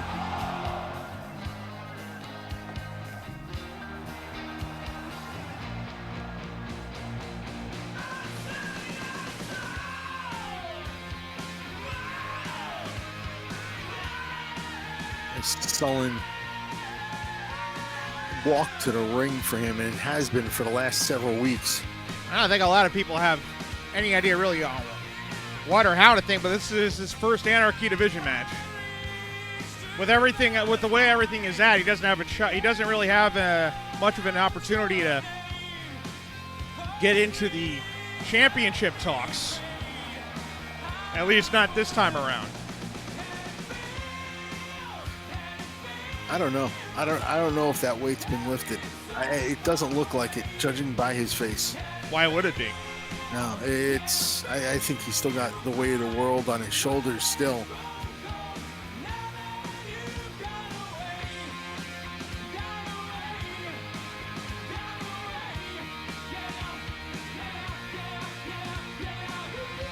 I'm sure that maybe he feels a tad bit better that maybe it's out there and there's some support, but there's still a lot of burden in the heart of that man right there, I would assume. We'll see how tonight goes.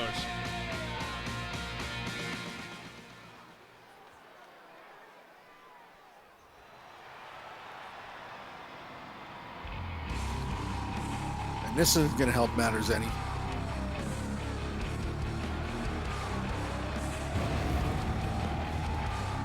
I don't know whose idea it was to have Sean Benson in his first match after all that face a man from the stable that's known as Afterlife. That's all I know.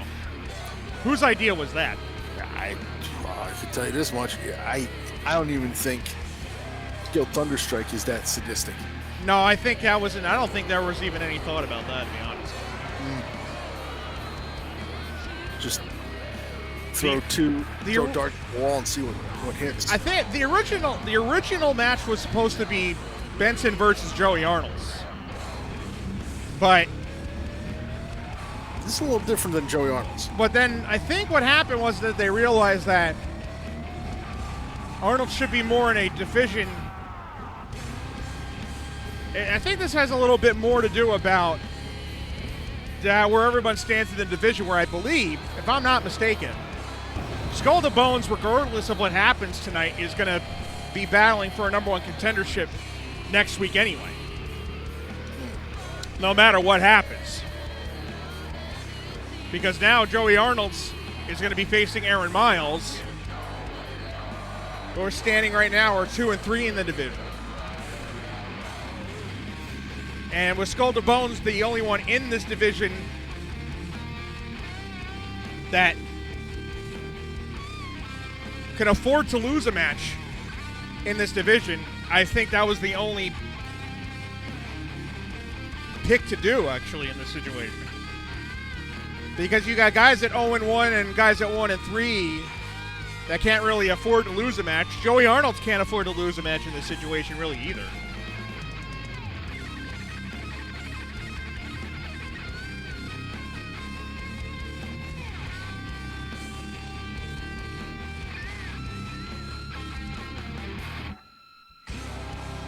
I've also been hearing some things through the grapevine as well. Oh.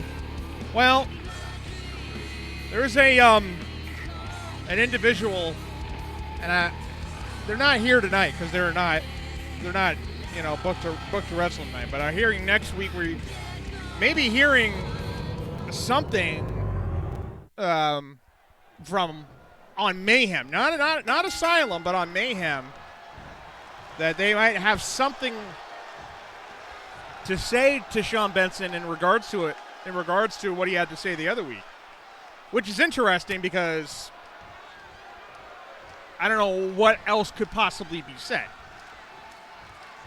Unless if he thinks he's lying, but I mean, listen, I know that Sean Benson is, or at least was what he was, but my answer to that is no, that's definitely not what he's going to be talking about. Can't be. Let's put it this way. If Sean Benson were to be lying about it the whole time and having this as one big ploy, yeah, no. I think this would, but if that were the case, he would draw more hatred than CJ Styles. He would, the amount of hatred that he would draw would not allow him to wrestle a match again, probably. No, probably, clearly not. So there's no chance. Sling Blade by Skull to Bones. But Benson able to get the kick on him.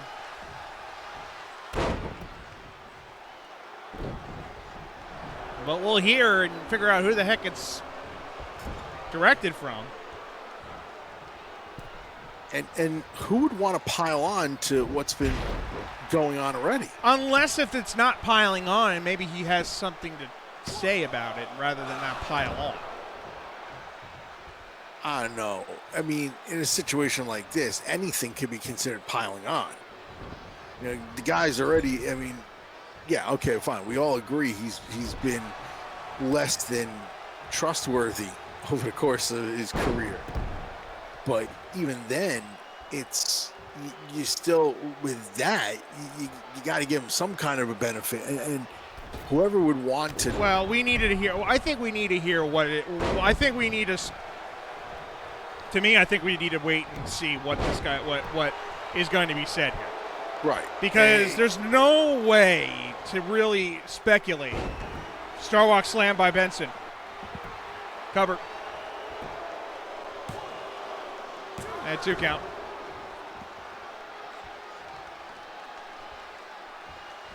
Well, we saw what Benson did in the. We saw what Benson did in the tournament. And here he's got Skull to Bones, and I just, I don't know. Oh, maybe now that the tournament's over, does the intensity let off? I don't know. He mentioned it. He just wants to focus on his job because that's the only thing that gives him escape, I guess. Skull thinking about his next move. Uh-oh. Skull to Bones. Uh-oh. Watch out. This is set up. Hoorah. Death DT on the outside. Goes Benson. But Benson throws him into the apron instead.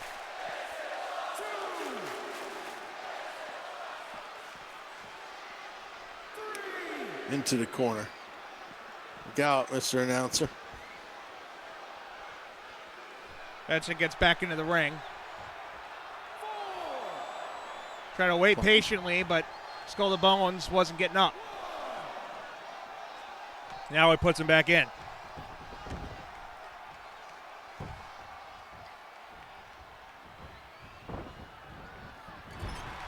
Across the way.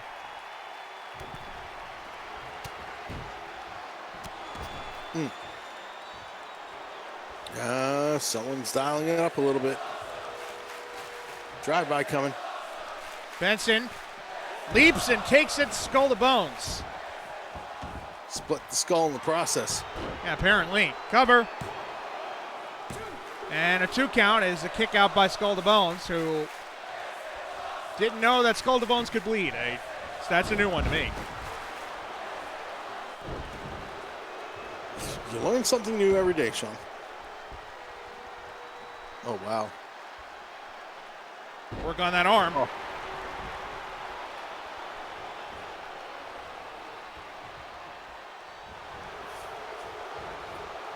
Work on the arm.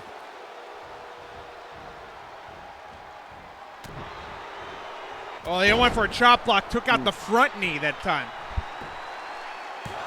What? Nope. Just the one, pretty much.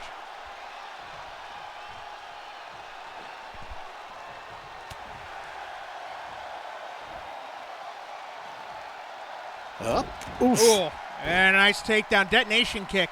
Yep. Skull to Bones here. Maybe looking to finish this thing off. Measuring Benson up. Here he goes. He's running wild now. Sling blade.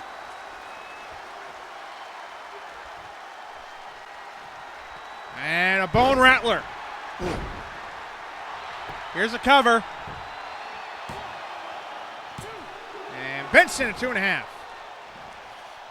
One thing you can say about Benson is he's shown heart, over this run. This is going to hurt coming up here. Hurt a lot. That's 6 feet under. That's a big time flip pile driver by Benson. On Benson, I should say. 2, and Skull to Bones keeps it going. Benson just, and we're going to have to ask the questions as long as he's in the ring. Do we have the focused Benson or the distracted one tonight? I think he was distracted. Rightfully so. We're not blaming him for that, but clearly his mind elsewhere.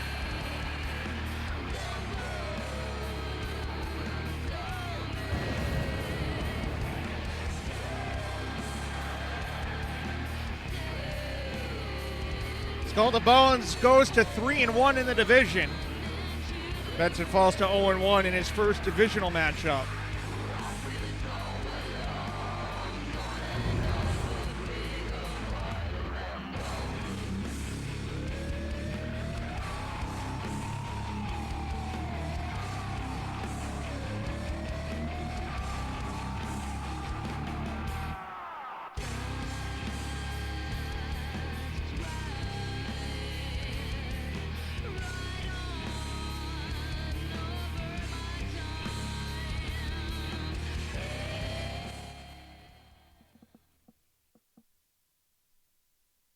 Let's get to our next match. Men's Tag Division. Who's representing Asylum? It's going to be a good one tonight. Here comes Eric Miller, Steve Envy, Bodie Zink's tag team. Who, I got to tell you, for a team that really only has just started being such, I've been having a pretty good season, but they got a big hill to climb here tonight because they got a team that has been together for a long time. Yeah, I mean, granted, these two are familiar with each other in other E-Feds, but coming to the bright lights of MUW makes it a whole heck of a lot different, but they have been impressive so far.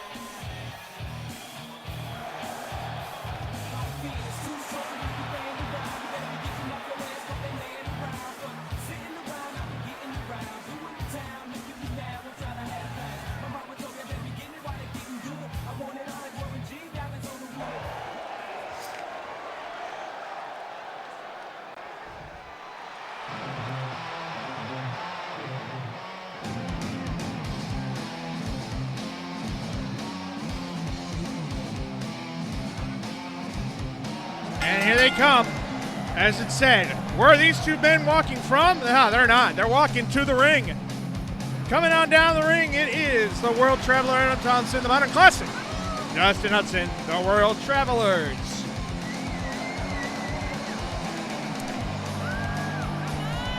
Oh, God, he's still going. Of course.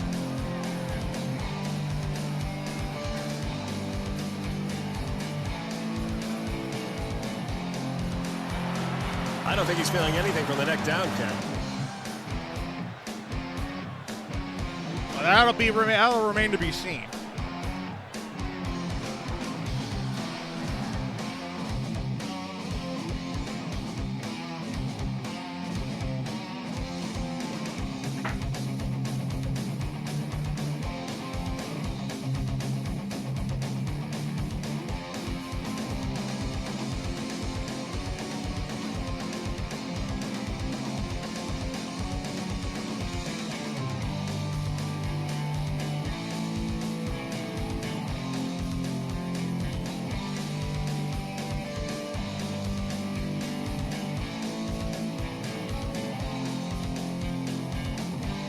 Of course, this is the second of 6 on the blue brand. Yes. Our main event to this one will be Christine Six and Chemo Knees in a Division of Madness tilt. That's right.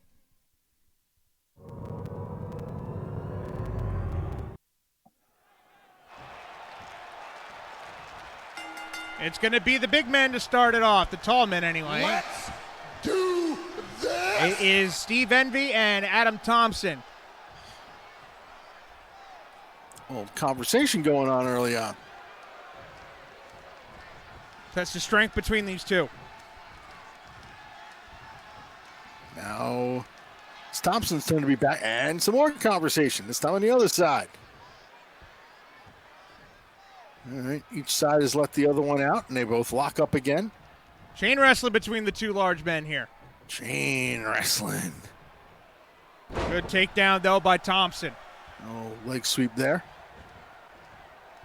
Thompson goes for a gut kick, missed, though, by Envy. And Envy's strength got big man Thompson up and down. Back first. Thompson with a right. Oh, gut. He had the gut there. Thompson. Whoa. Up there. Reversed him. I think hit him with a knee strike to the head almost there.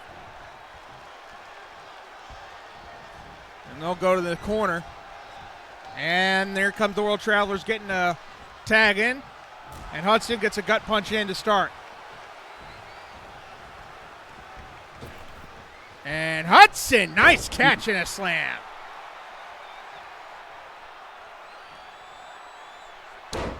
He knows how to do the pop-up kind of a pop-up maneuver there, but he went into something else this time. It's going up. Got to be quick about it, and it drops the knee from the center all the way up and all the way to the center of the ring. Cover. A 1 and a 2 kick out.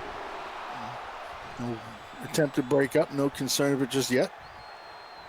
Envy gets up, tried to time it, but Hudson once again denied. Reverse on the whip. Oh, jeez. And now going to the ribs. And then a 1 shot to the head there. Hudson no worse for wear. Full Nelson shot perhaps. No, Nope. Hudson. Duck under hammerlock into a right hand to the back. And then takes him down. Stupor Tornado Osawa situation.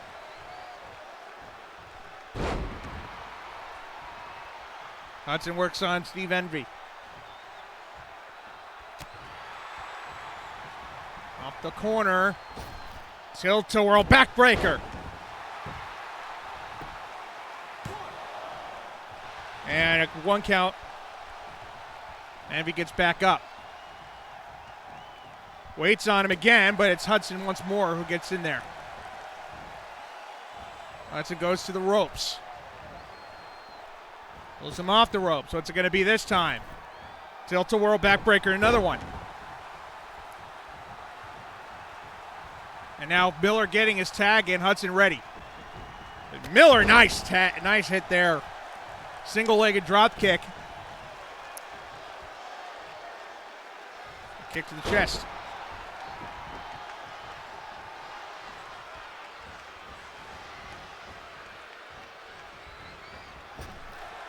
Hudson goes outside.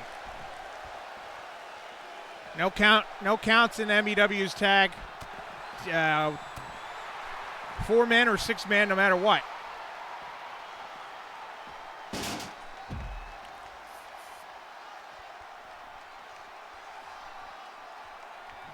Dragon screw leg whip. Body's on the outside right now. Into the steps.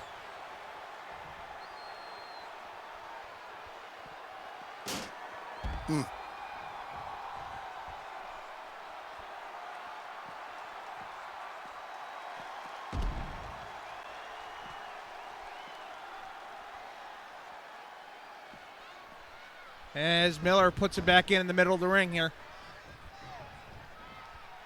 We're going to miss.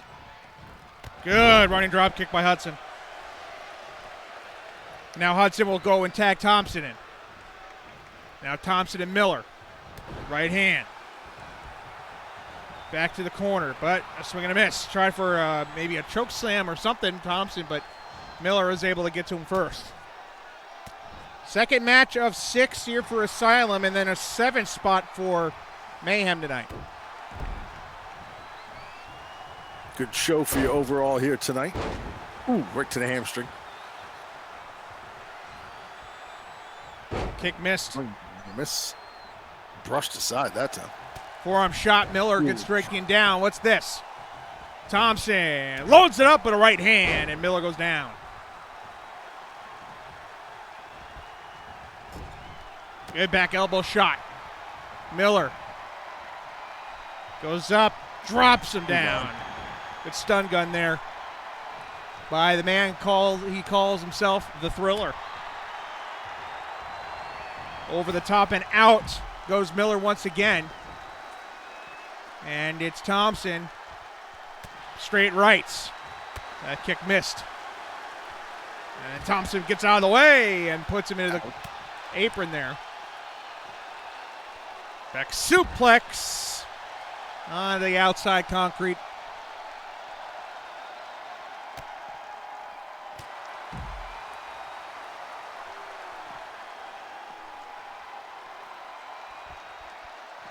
Now Thompson. This is going to hurt. Oh, yeah. Lift him up on a deadlift powerbomb. I can feel that. Miller gets thrown back in. Thompson right after him. Miller, oh, that running thrust kick, bicycle kick style. Miller just trying to get out of there. But he goes fireman's carry. Right in the back of the head there. Miller with the flourish. A super kick he got up there. And look at this. Might be the thrilling end. Here's the cover. Here's the count. 2 count. Big time action there. Jawjacker. Measured one that time. It's a good thing Miller's doing this too because Envy is out in the corner. I don't know why he is, but he is. Samoan drop. Now Envy seems ready to go. Thompson tried to stop Miller, but it was tagged there. A big boot by Envy, who may have been just conserving energy. You could pick up your teeth in section 118. Exactly. Right hand, but reversed. Envy, though, with no help. Justin Hudson ready to go for Adam Thompson if needed. Watch out. Up and down he went. Envy Buster. Until further notice, really. Until I find something better than that. Now, Envy goes to the back of Thompson. Looking to put a finishing to this. Envy bomb! Too close to the corner, though. Or is it? Oh, he just got the kick in. Miller disposed of him, and that was it. Nice job by Miller, because he just threw him out and went right out. No more disruption. Big right hand, though, by Thompson. Dex. Envy, is this enough? No.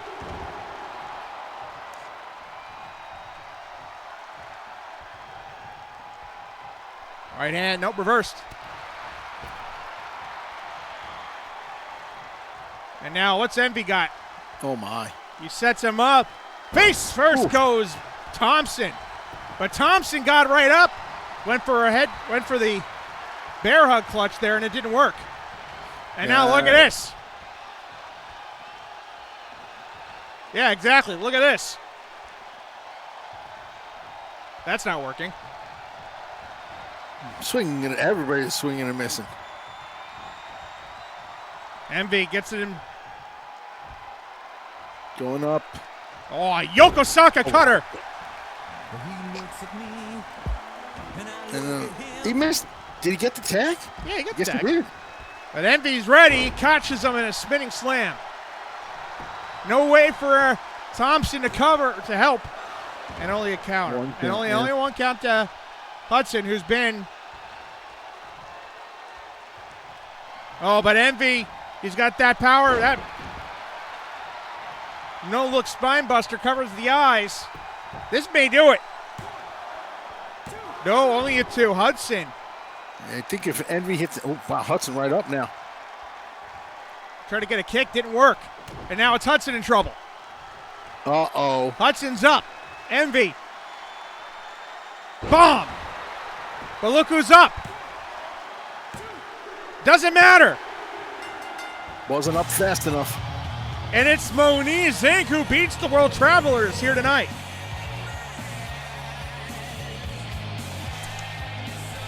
Oh, he must be feeling really stupid.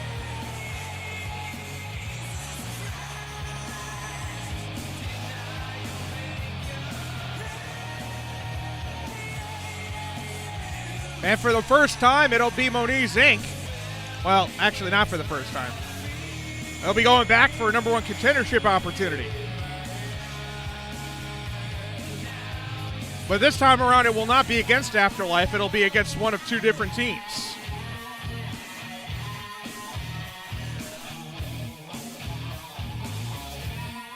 We'll run along here.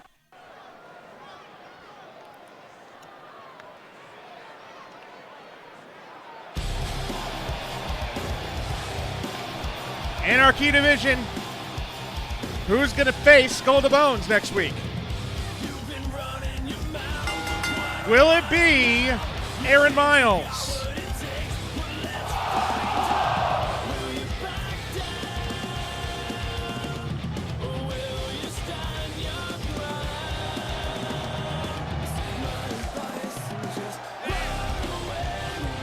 You know, now I can concentrate on the broadcast for the rest of the night, but I will be right back. Yep. Very good.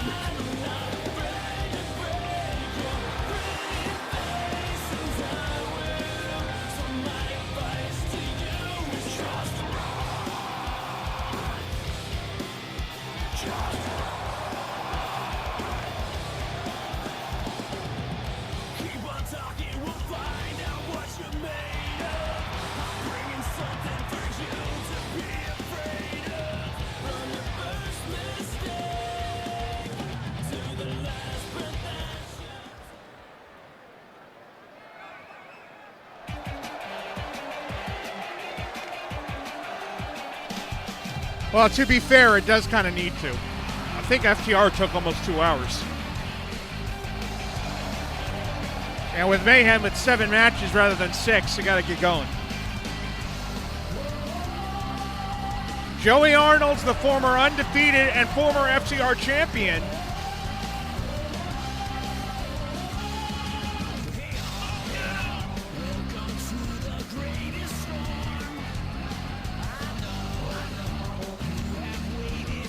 And Aaron Miles, one of the additions to this division because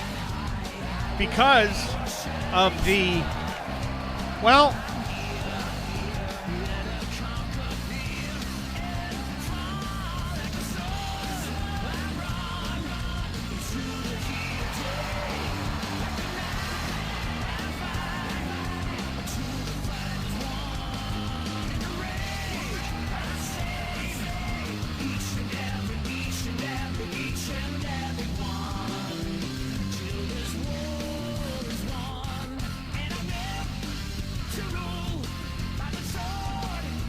hang on a second.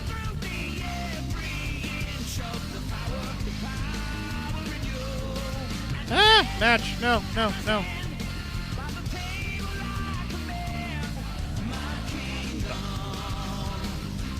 There you go.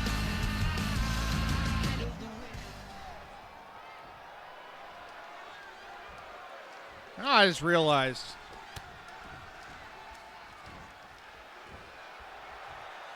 I don't know if he's in this division.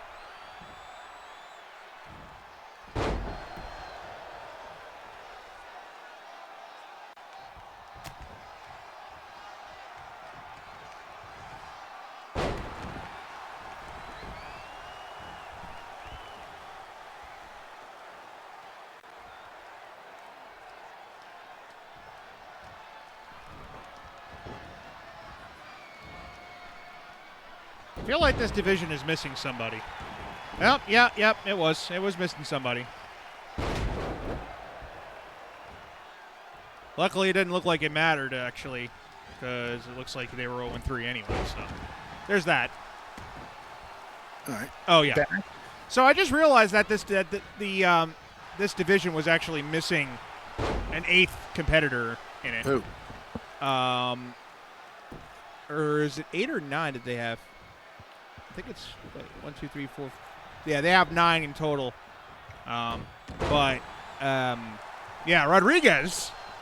Alex Rodriguez was not on the ranking page.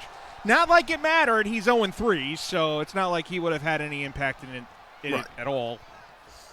0-3 usually puts you at the bottom of the rank. Which is weird because, like I said, this entire Anarchy division went winless during the tournament, except for Rodriguez. He actually won a match. He was the only one to win a match, and he in the division is 0-3. Take that for what you will. By the way, there's 4 people. There's 4 out of the 9 in this division that do not have a win. 3 of them are 0-3, and one of them is 0-4 or 0-3. And we'll find out. Joey Arnold's at 2-2. Aaron Miles at 1-0. And the ragdoll treatment right now. Huh? Yeah, throw him around the outside like a ragdoll. Oh, fair enough. Miles gets the kick in.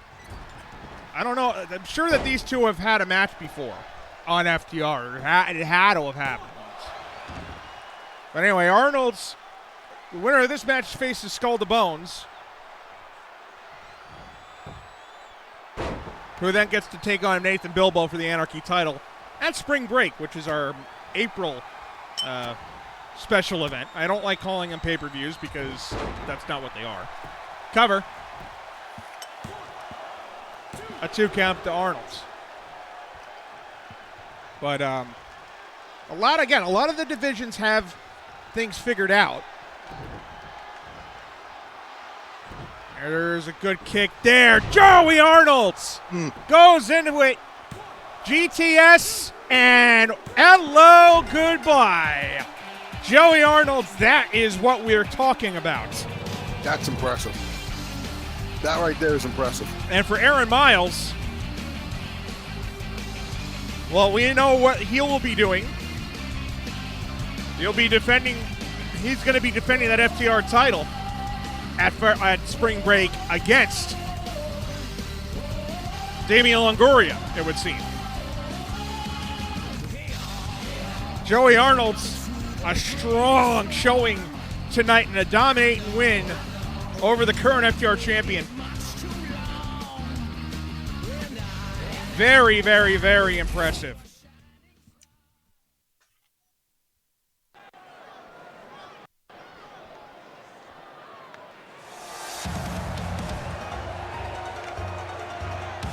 Now for the solitary division. Mark II. The robotic acid representing Afterlife.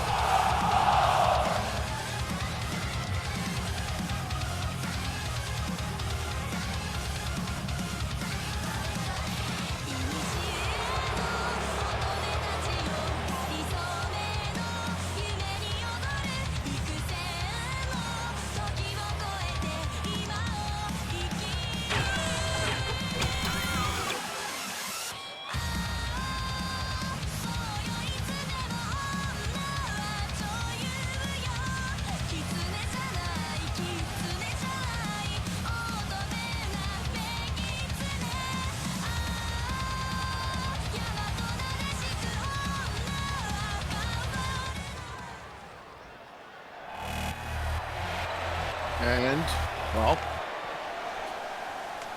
there's been some subtext to this rivalry before. Oops, I'm too loud. Sorry about that. No problem.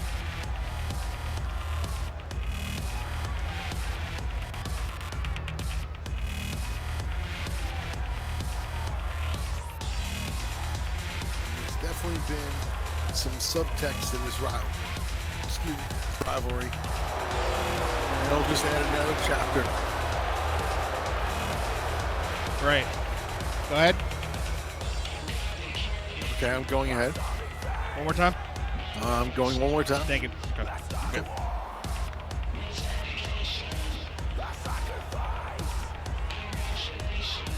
So now Ghost heading to the ring. Of course, he was part of Afterlife, but wanted to break free. Yeah, a couple different times. He finally has. The animosity has never been fully put to bed. It'll always be there, and so it'll fester again here in this match tonight.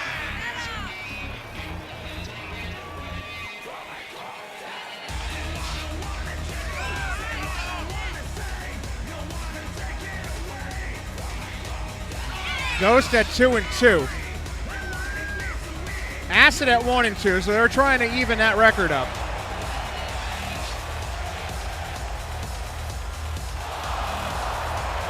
I think the situation is it's an opportunity.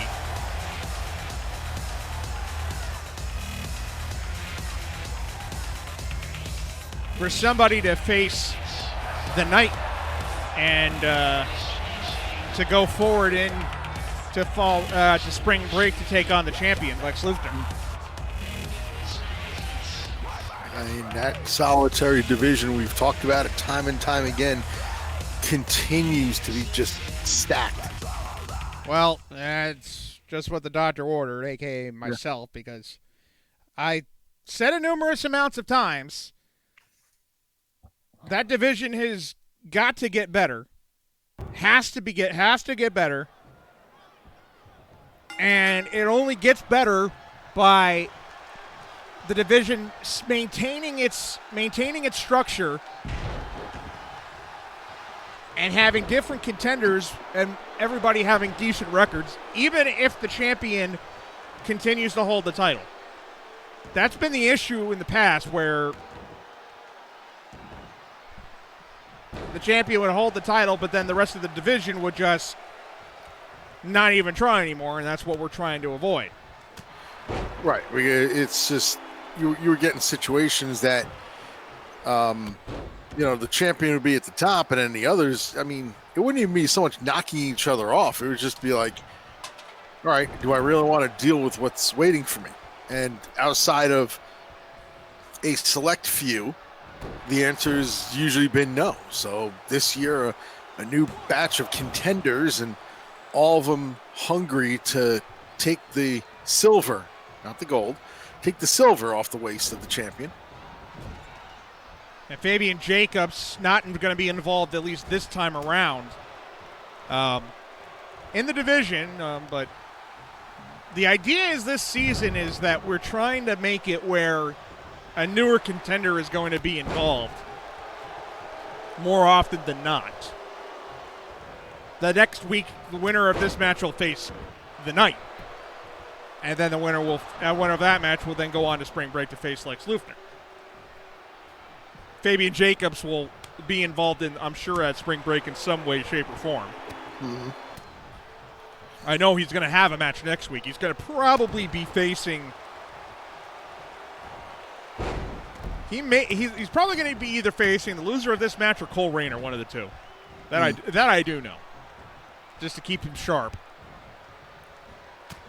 And I keep forgetting what we usually do, and May and June are always weird.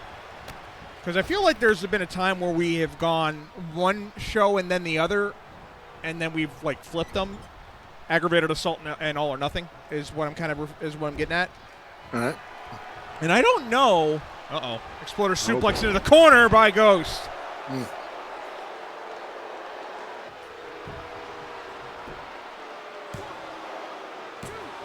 See, 2 count. Last year it was all or nothing in May.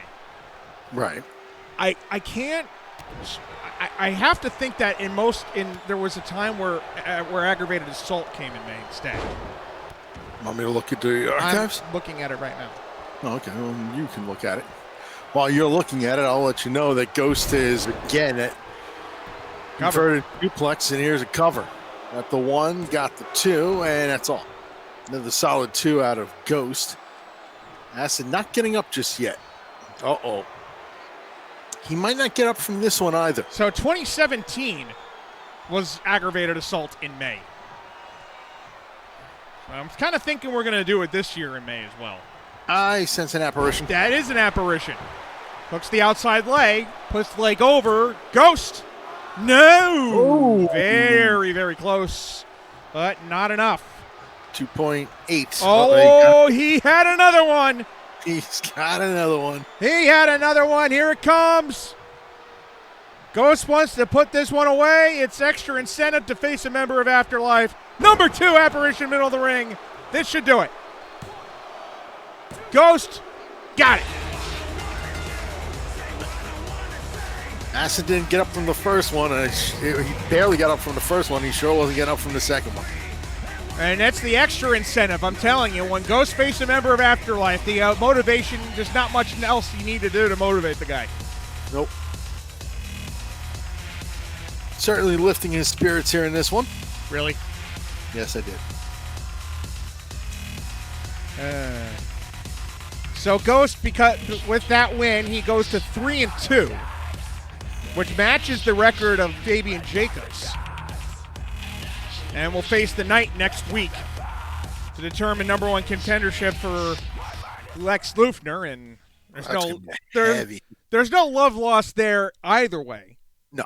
But you got a Moniz Inc. member, and then also, well, Ghost, which there's the history's there. The history's been rather one-sided in that one, though. Ghost would love nothing more than to have another crack at Lex, but it's been a one-sided history. And here comes our MUW division matchup.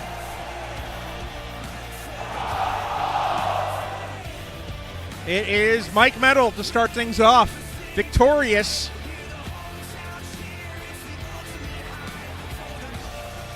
Of course, we know we're going to be hearing apparently from Keith Moniz on Mayhem. Oh, wow. Apparently. I've just been handed that. So we'll see. We haven't heard about what Spence is going to be doing. So right now the MUW division is kind of in a limbo situation. That was a great match between those two, though. Oh, God, yeah. That was a great match where Keith Moniz earned that championship off of certainly a worthy champion in his own right in Spence. Well, remember, he had to defend his title like 6 times pretty much. Yeah. During March, so. Yeah, which is taxing.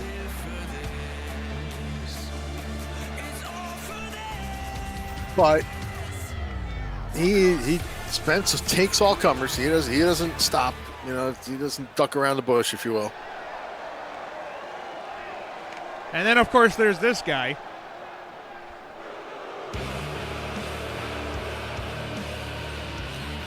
Yes, this guy. To be fair, I know he won last week. But you look at it like this. Did he win last week? Actually?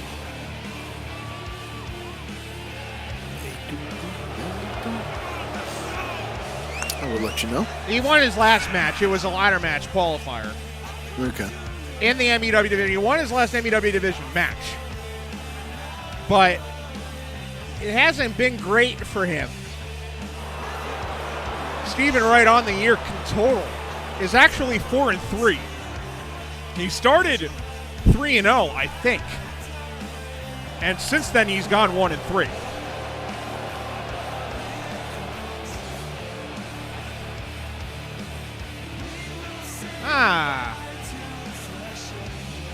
See if I can fix that. Hang on, I'll see if I can fix it.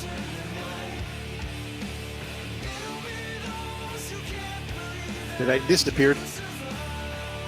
Huh? Did I disappear? No. Okay.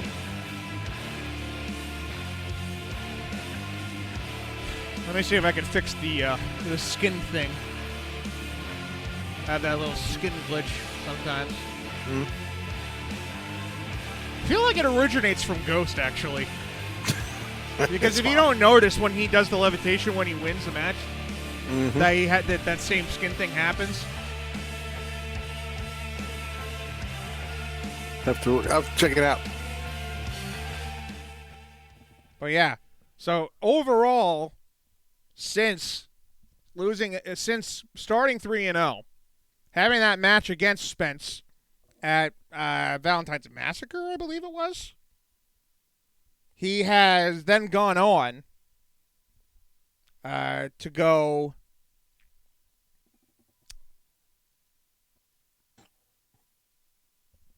1-3, 1-1 in the division, to be fair. Because obviously he lost to Spence and then he won the ladder match. But he lost 3 matches overall since he went 3-0, so that means he actually evened up at 3-3. But his record is still going to show a pretty decent record of, screw it. Okay. His record still shows a decent 3-1 record in the division. Mike Metal with his victory against the triple threat between Ganea and Heathcliff puts him at 1-3, which in the Asylum MUW division, showing right now, it's 2 guys at 3-1, and Spence and Stephen Wright, but then you have the rest at 1-3. I think he just gave him the right stuff, or something that quite looked like it. Yeah, it looked a little Roganish. Sliced bread. Metal on a good hot start in this one, but it's only a 1 count, if that.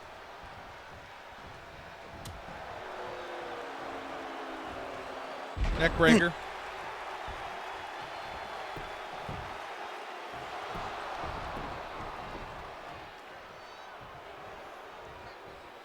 And down went Metal here. Stomped on. The only question is if things continue the way that they are there men in the solitary division that could possibly make the jump? It needs to be a little extra incentive for them to do it, because we know the champion's intention. So it would have to be somebody from below him there. Yeah, and it'd have to be somebody that would take Lex to the limit. Because obviously we know Lex has goals, but it would, anybody else in the division, if they could take Lex to the absolute limit, maybe they'd be the one to move up. There's the running enziguri by Metal.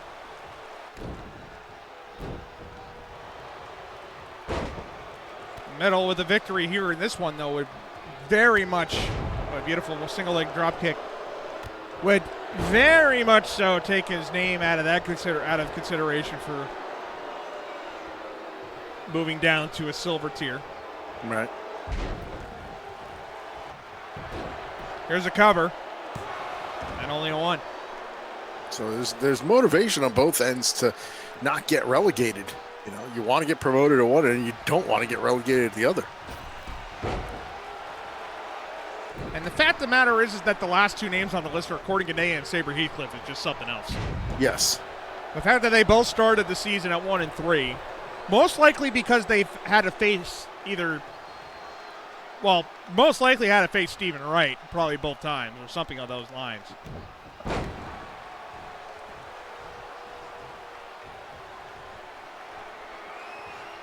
Oh, Rogaine stuff hits. Here's a cover by Wright. Kick out. Kick out. Rogaine still yielding some peach fuzz. Oh, wow. Mike wow. Metal. Blackout. From out of nowhere on Wright. Here's a cover. 2, kick out. That was not expected from Stephen Wright, from out of Stephen Wright. Oh, and a forearm. Whoa, man. Went down to a knee. But then Wright got his wits about him, running bulldog. Yeah, had to, because Mike Metal was starting to feel some another shift of momentum there towards him. Riddle. Send him. Standing moonsault. One more time. No. Right. Got out of the way. And a boot.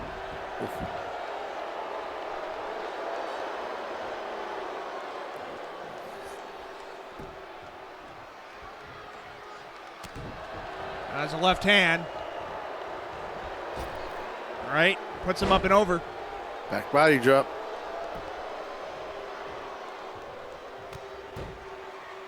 Mindbender time.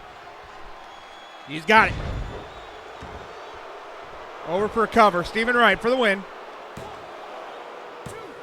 Nope. Gotta need more than that. Oh, he does have more than that. The question is how's it going to go here? Going for the Rogaine stuff here. Right off it. Hits it. That's a good way to do it, but he released. Now we'll see. Will it be enough? 1, 2. Yes. Could have counted to 20. Right now in the division goes to 4-1, which actually now puts him ahead of Spence overall in the division. Top in the division, Stephen Wright at 4-1.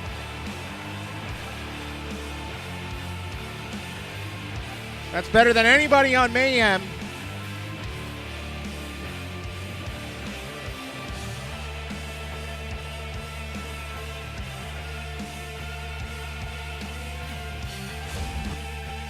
And the good season for SK Cross continues. Well, at least on his end there is, yes. Main event time.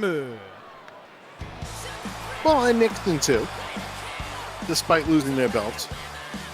Too.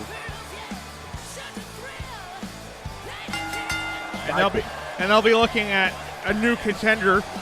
There's already the contender of Time and Space on Asylum. We'll be looking to see who's going to be facing them from Mayhem. It'll be between Senate and Super Friend, which should be a pretty damn good matchup. It's got all the goods there.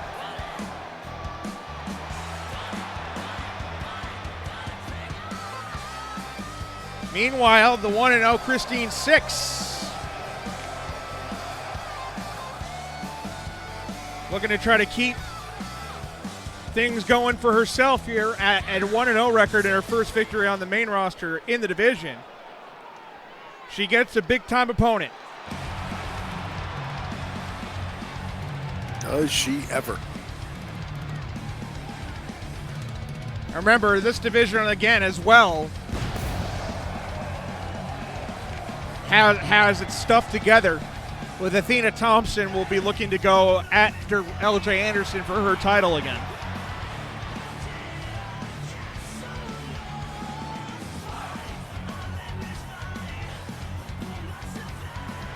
Kiki Moniz and Christine 6 1-on-1.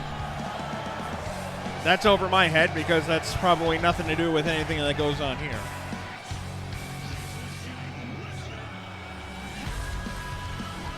As far as I know, this is their first singles match on the main roster on MUW, so. Yeah, it's another Lex Moniz matchup. I mean, I guess you're going that way. I guess that's true. Yeah.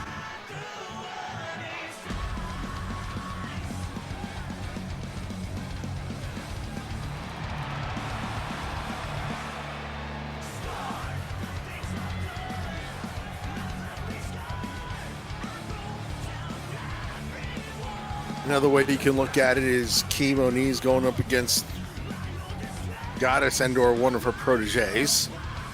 In this case, Christine 6.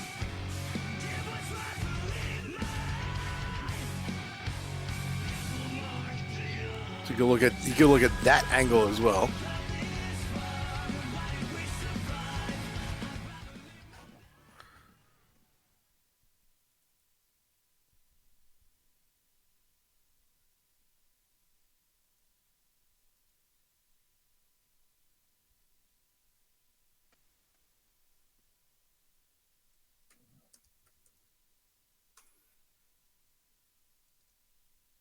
Here's how you do for those asking. Yeah, do that. You'll see. There's go a there. sign-up page on the left side, and yeah. You'll figure it out from there.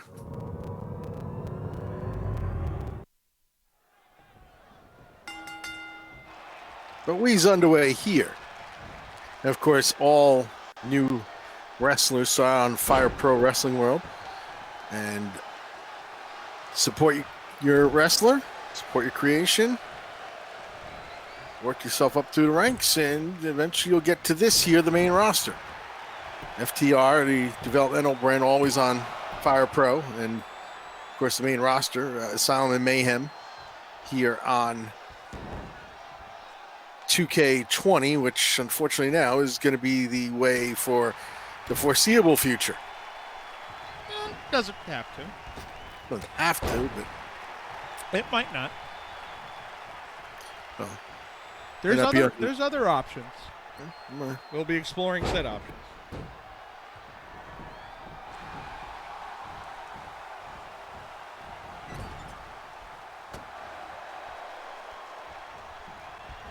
Oh, right. I keep forgetting that. Hang on. I'll take care of that. I can turn on Discord now that we're off Fire Pro. I think I should start recording the Fire Pro matches. Just so things aren't laggy as hell. at least until you get the new computer going. Yeah, the season's going to probably be over by then. Because let me see, how much do I now I have to do it. See how much I have left to put into the thing, and that's not including a computer, a mouse, a monitor. Well, actually, I don't need a monitor, but I might, and the fact that I got to either take this desk apart, take this desk that I have apart, and restructure it in some way, or get a new one too. So I don't know. I mean, a monitor is going to cost you on the low end like $90. Well, no, I'm not worried about a monitor. I'm pretty sure I have them. I'm pretty sure I might be good on monitors. I have two here, and I don't know if I need a third one. Christine going for the pin. It's a 1 count.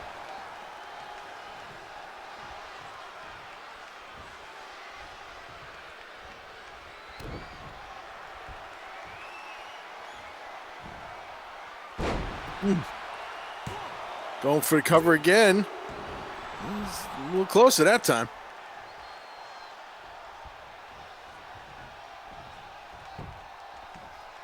Now he's got a lock of the arm there. Twisting it around on Key and down. And Kiki will go to the outside. Christine will follow her.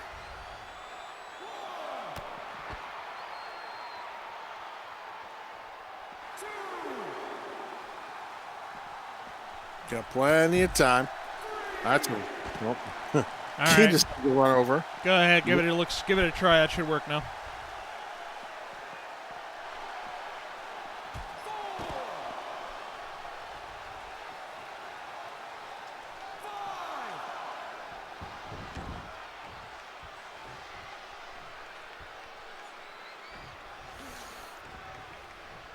Back to that armbar again. Wrench it around a little bit.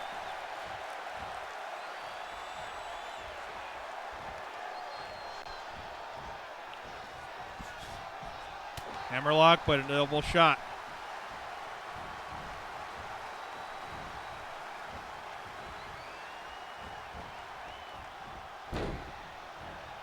Uh-oh, this is going to hurt.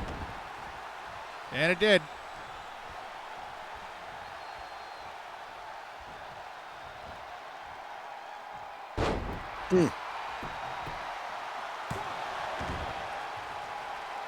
Was that just a 1?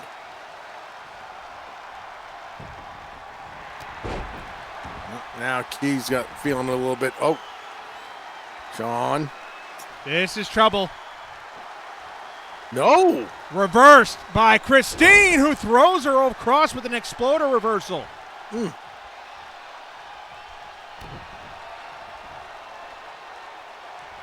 Bump handle. Oh! Takes her in. How about it? Ow. Christine 6. Wow.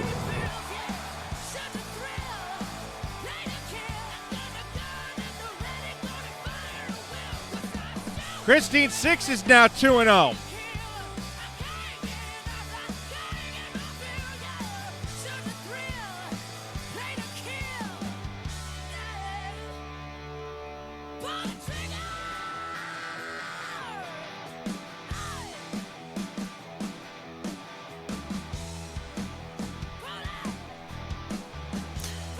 And now we have to ask, Sean, Yes? what time is it? Oh, yes, of course. These chicks don't even know the name of my brand, but they're all on me like they wanna hold hands.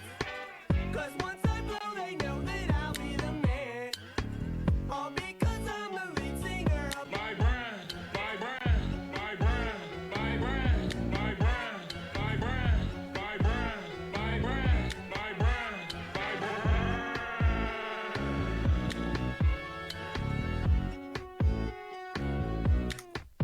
Of course. Yes, exactly. Welcome to the brand, ladies and gentlemen, and I think we're not going to waste any time. Let's go.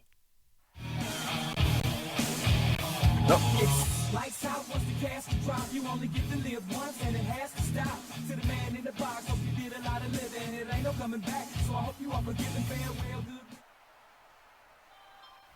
Man, I can't tell you how surreal it feels to be standing out here in front of all of you, finally, as the MUW champion.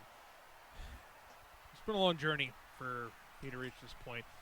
Full of a lot of failure and just enough triumph. I'm in the greatest in-ring shape my entire career. More focused than ever. And I really owe it all to my friends. No. My family and Moniz Inc. And all of you, the MUW faithful, for believing in me and supporting me to this point. See, March Madness, I truly had what might have been the hardest fought match in my entire career against one of the best of all time. My old friend, who I have nothing but respect for. My hat goes off to you, Spence. Uh-oh. Wait a minute. He was showering with praise that, well, Superman is in the building.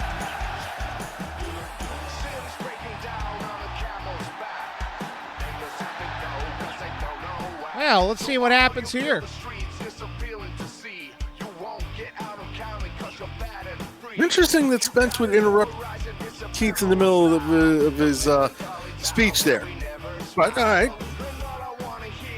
Former champ, yep, all right. Got the stage, so let's see what he's got.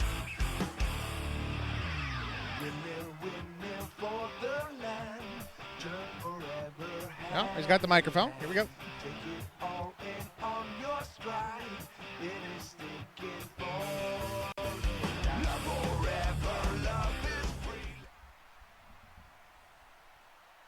Hi, Keith. You just made the list. Look, I'm not here to steal any thunder from you or talk any trash.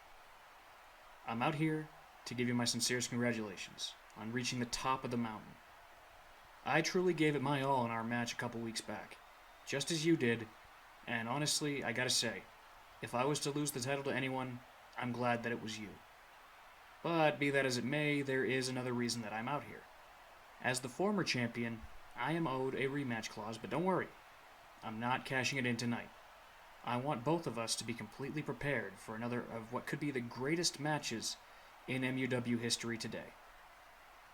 The time I choose to cash in is going to be next week in the main event. Now, as happy as I am that you are champion, I'd be lying if I said that I didn't want to fight you again. So, Spence versus Moniz, one more time, for all the marbles. I'm not going to go into this match underestimating you, because honestly, I know how good you are. You might even be one of the best of all time. So I'm going to come at you with all that I've got next week. What do you say, Keith?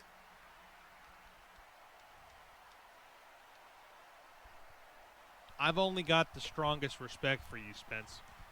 I appreciate the honorable challenge. And don't worry, I'll be giving you everything I got to hold on to this title for as long as possible. I won't pull any punches, just two of the all-time best, the greatest prize in the game.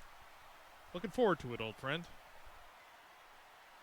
You and me both, buddy. I'll see you next week, champ. Alrighty then. It's set. Main event Mayhem next week. We got a championship match. Mutual respect between the both of them. A little bit of a mind game, but mutual respect between the both of them. Be really interesting to see how it's all going to go down. Next week is going to be a good one, my friend. Very good. So we'll see how that will go down.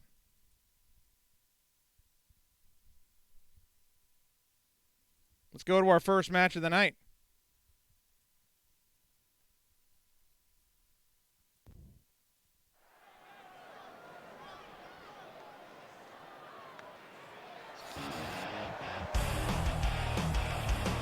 Yes, I'm surprised as much as you are. Here they come. They have a tent. They actually get that. They actually get an entrance. Nope.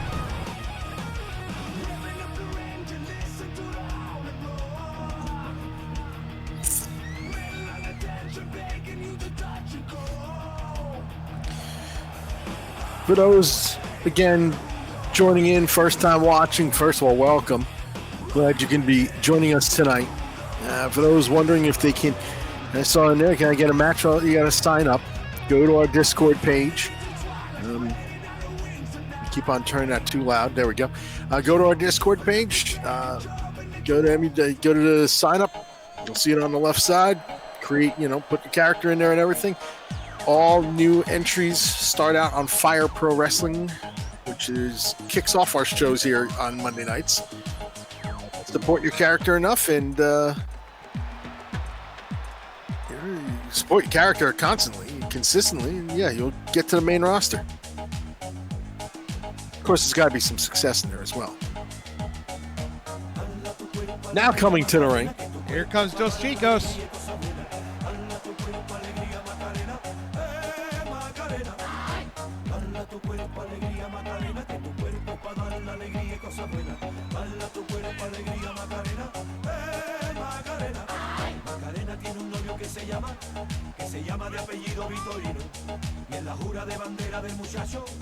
So,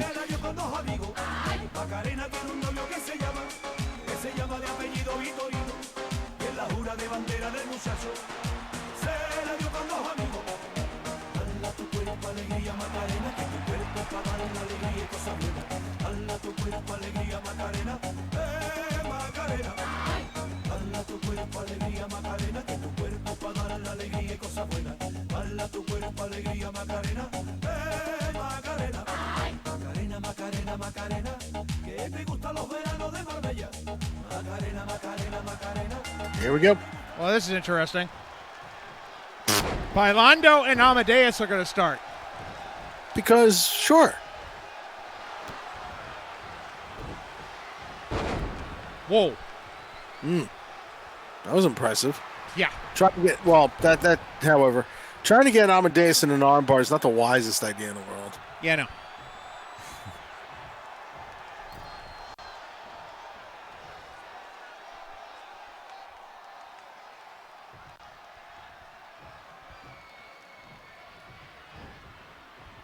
Watch out here. Amadeus. I don't know. Amadeus going to let him go here. I think he's just impressed by the strength. Oh, and then the quickness. No, and I think it was just, he's being wary. And now the big fellas will get at it. Yeah, that's good.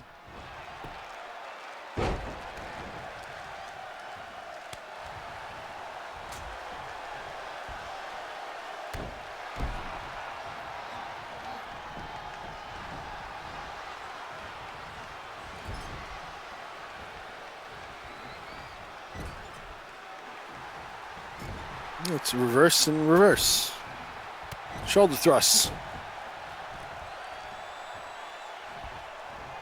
Oh, here comes. Oh!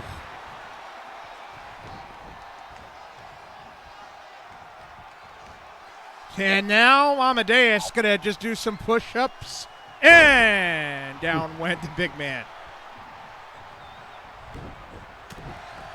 And Grande then posts down Amadeus, and he says, here we go.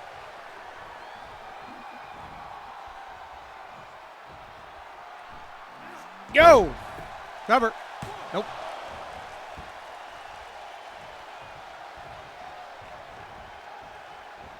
Big right hand. Biondo's going to have to use his quickness on both tags. And Gil. Beautiful. Gil's going to have to use his quickness.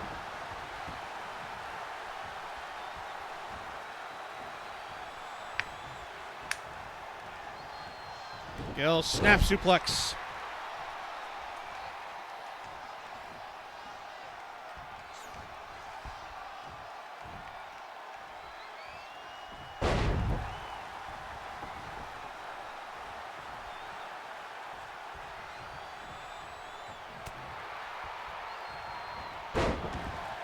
Missed on that.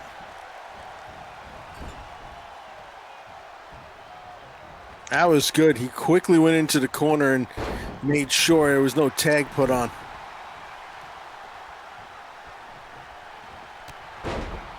Nice drop kick, standing drop kick.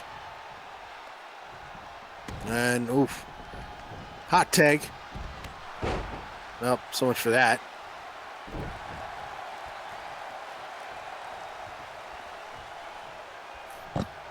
The lighting does not. We'll just say the arena lighting tonight does not is not flattering to Amadeus. Oh no, we're gonna have that fixed. We'll just say that a couple of lights were not utilized here for this match. Step over and to the elbow.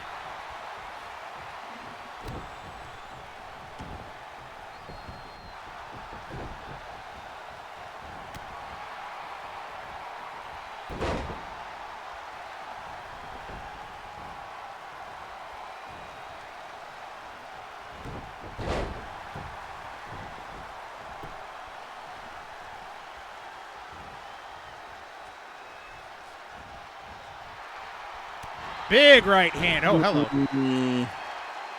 Decked.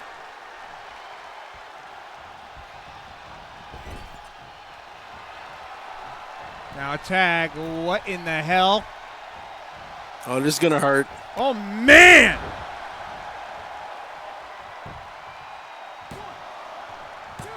Kick out at 2.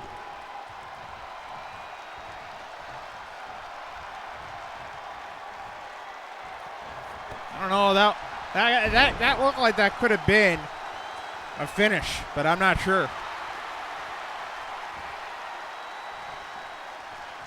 Damn.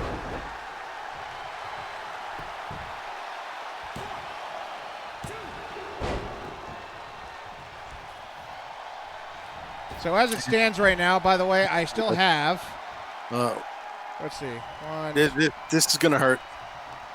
Ricola. And Gil took care of the partner.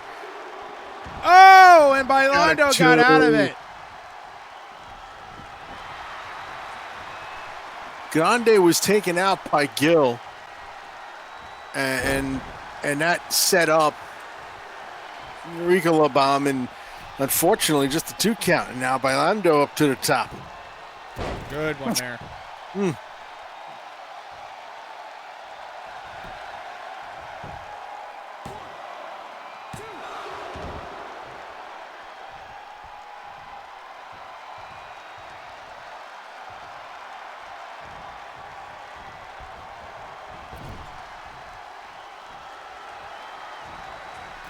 Uh-oh.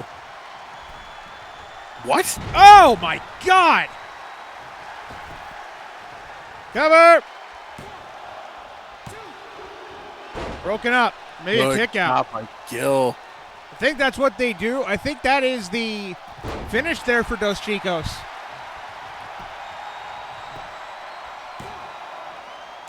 Kick out.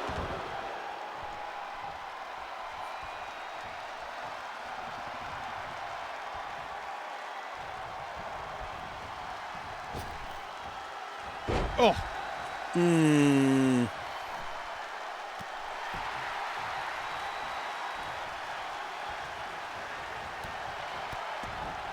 reversal there by Lando. Uh-oh. Wait, what? What? Wait a second. You! No way! No! His name, and Nate Moore's in the building too. What the? You're kidding me. Get the fuck out of here. Brother, dude. No way. No way. Cover. Could it be? No. Almost too good to be true there. At least I think he's still here. Is he still here? He was before. Yeah, he is still here. Oh my! What a freaking lariat! Absolutely turned him inside out. Gill was right there for it, though. By the way, for those that don't know, Nate Moore had one of the, probably the best finish ever in MUW history. Brett never saw it, I don't think. That was way back in the day. Big Oh, takedown. And now by Grande looking to put an end to it. Gonna do it again. Turned Amadeus inside out. Are you kidding? As long as Gill is there, he's gonna stop it. This is our first of 7 matches, and with that, also 2 tag matches. A women's tag match. Oh, he caught it. Goes at the elbow. Down to the thigh. Now Amadeus going to use the ropes. Torque that leg a little bit more. Cover here. And by the way, a conscious grab of the ropes. You see the left arm there. That's how rope breaks work in MUW. Yes. So anyway, like I was saying before, I still have about another 1,400 to go in this build. Yeah, it'll take a little time. Oh, Gill with a great kick there. And Gill rolls him up and goes to the right hand.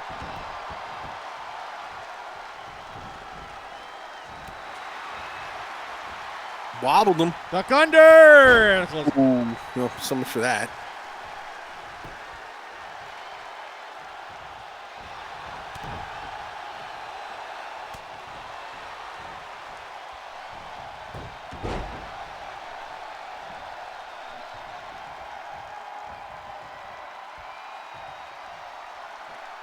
And up and around. Ooh, always hung up on the ropes. Yeah, hung up on the ropes. Bad there. It's his height, and he goes down. Oh my God. Jeez. Might be it. No. Amadeus still out on his feet on the outside. Gill, none the worse for wear. Again, against Grande, he's going to have to use his speed. Oh. Ooh, and he got him around.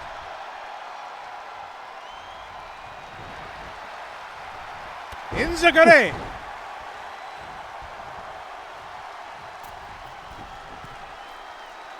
Going up. Frog splash. 50-star frog splash.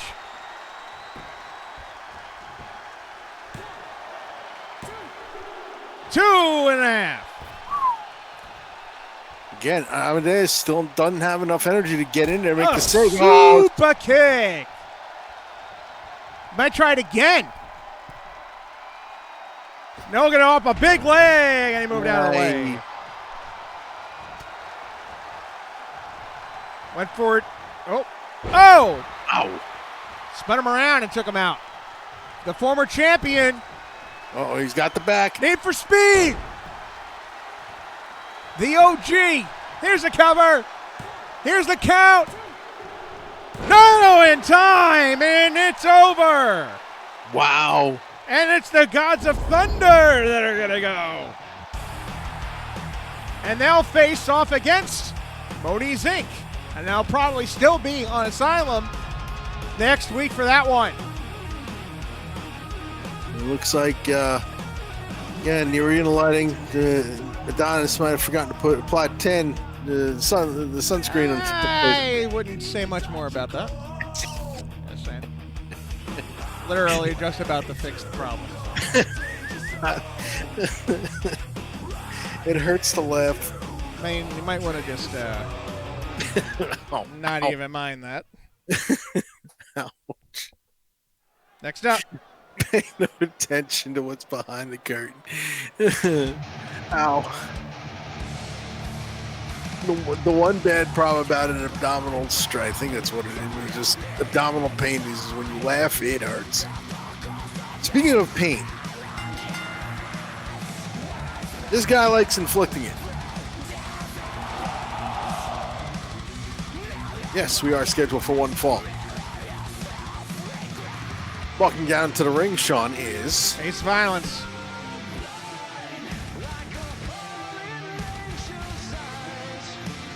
and when we say walking, we mean walking. It's a leisurely stroll for Mr. Violence.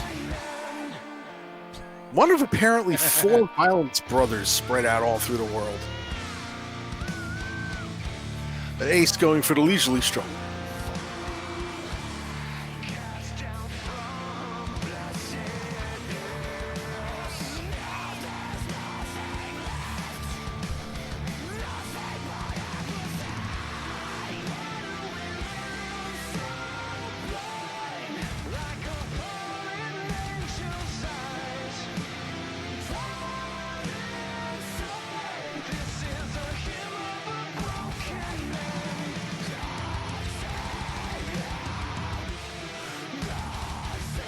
Ace walks about as slow as someone who had just rolled out of bed in the morning when he goes to the ring, but don't let that fool you. Once he gets in the ring, it's high octane punishment. Yeah, why extort energy?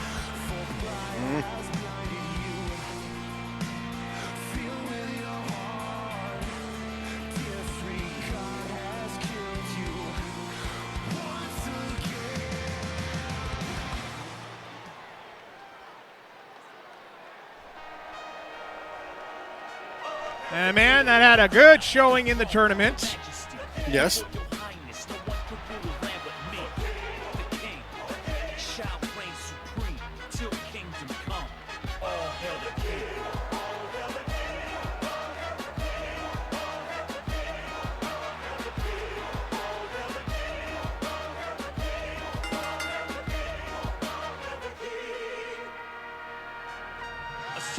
In stone, I got Caesar's stature. The queen I've captured is Cleopatra. Shots at the throne, better reload faster. Better read your chapters. See your pastor. My squad get hits. I'm the cleanup batter. Out the park every pitch. I don't need no catcher. A bully in the paint when my team go at ya. I hit the tying points and the free throw after. And one. I'm shot as water. My dribbles trouble in a single quarter. Catch a triple double. I'm a sore winner. Play the sport better. King amongst court jesters. This is full court pressure. A leader in a league of my own. Now let's see how Kraft does here tonight. Caesar in Rome. Double cross me like Judas did Jesus, but no, you can never get the keys to my throne. The king, the crown, the throne, your majesty, your royal highness. No one can rule a land but me. The king shall reign supreme till kingdom come. All hail the king.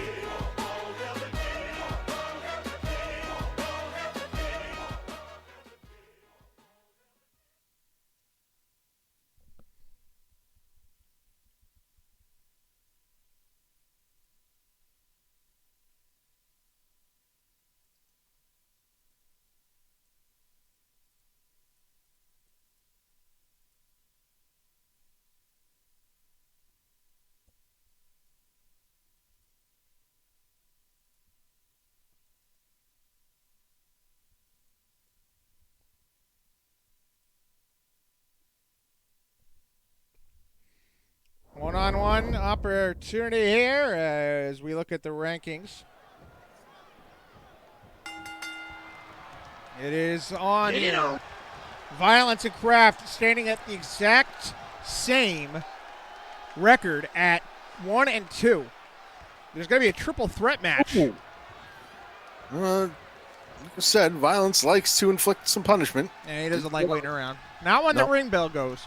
Nope. Well, we do know. So it's an interesting situation, actually, Brick, because I believe one of these It's just a slap across the face, but yeah, go ahead. one of these two men, I believe, will actually still have another shot at a championship match, and here's why. Braddock Cannon's now a part of the Cyber World division. Mm-hmm. And there's no saying at all that Braddock Cannon doesn't win 2 more matches in that division and then has to drop that belt. Right. So, once again, we have a similar situation what we had in FTR, which is if you had a guy on the outside looking in, it's all about maybe a waiting up situation. Everyone's watching Braddock Cannon tonight against Josh Allen and seeing, oh, wow, what can happen. Because next weekend it's going to be, go ahead. Oh, yeah, that's right. Lang took a dump. Thank you. With that being said, the situation entails that the winner, it's a triple threat match, Violet, Navier, and Kenji. Or Navier, Violet, and Kenji. A lot of purple in that match. Yeah, it's all purple. And the winner of that match takes the winner of this match. That's how that's going to go. Right. Now, that potentially is a number 1 contendership match. However, if Braddock Cannon wins the next 2 matches for him, he's number 1 contender to Brandon Deaver's title. That's going to hurt someone's back. Mm-hmm. Namely, Violence's. But if Cannon wins 2 matches, I believe we then have a situation where the losers of both of these matches will then face each other again next week. And then the winner finally, moreover, then would then be the guy to face who will ultimately win the entire way through. So, a lot of permutations. Right.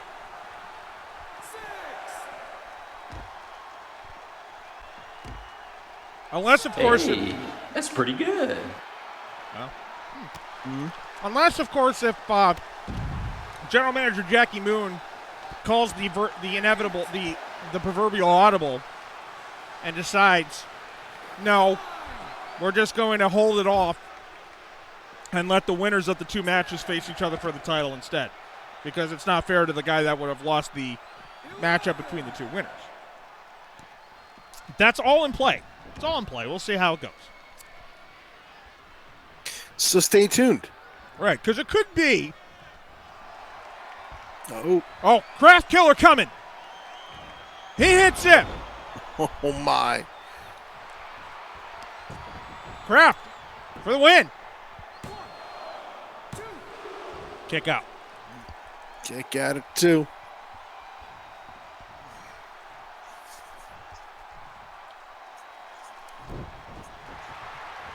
Roll away.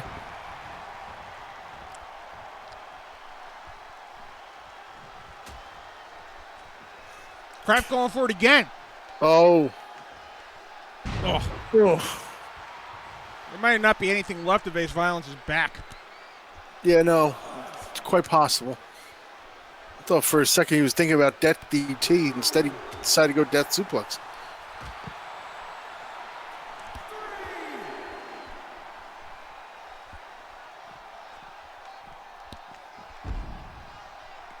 The ragdoll treatment.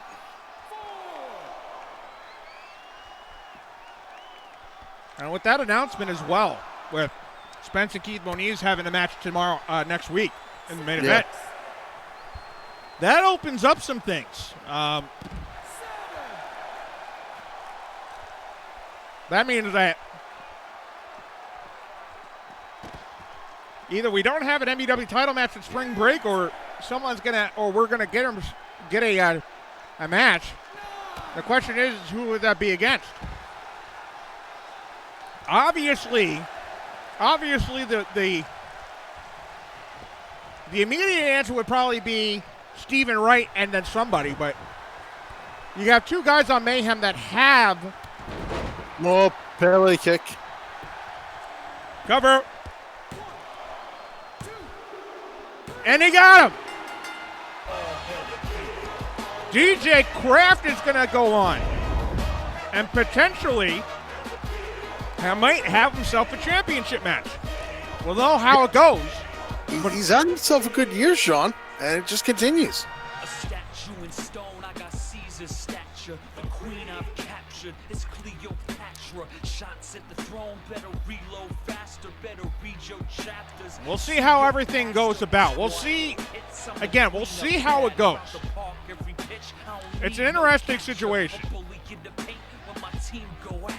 I hit the tying points and the free throw after and one. My shot is water. My dribble Oh, is straw. okay. So here's what I've heard. Here's what I've got. Here's what I got. Okay. So apparently this is just that just was dropped this by Jackie Moon. Okay. Right now everything is going to be on hold. There'll be the winner of this triple threat and that winner of that match. Everything's on hold to see what Braddock Cannon is going to do. But there is a good chance if Cannon wins this week and then doesn't win the following week, that Cannon defends the title in a triple threat match between the winners of the two matches. So if Braddock Cannon were to win tonight, that means that whoever DJ Kraft is going to get a championship opportunity. Now, obviously, he would rather it be a one-on-one, but if Braddock Cannon does not go all the way through and go for the Cyberworld title, then it would be a triple threat between Kraft and then whoever wins that triple threat and Cannon. And even in a triple threat, I don't like those odds. No. Anything can happen in a triple threat.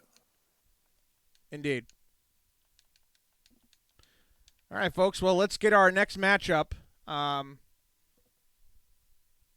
guess it's all random when it's all decidedly random when an entrance wants to work. So fucking ready.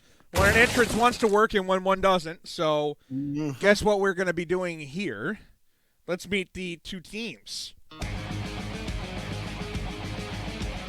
We have the team that has only wrestled one match but won it. The 1-0 Super Friends, the most decorative team, Sarah Winter and Jennifer Jett. One slight problem. What? We're not seeing it yet. Yeah, no shit, you're not seeing it yet. Yes, that's right. The entrances would not cooperate. It just happens. Last time it was Gods of Thunder. This time it's both of these guys. Or will it be the other opponents, which of course Angelina and her tag team partner? That of course is the mercenary Furiosa. And it's a more stacked on the women's side for Senate, because you have LJ Anderson and then you also have these two. Where on the men's side it's just JR. Sen's been a little bit thin ever since their little surge a year or two ago. Their numbers have thinned out. I've heard money talks, but we'll see what that's supposed to mean.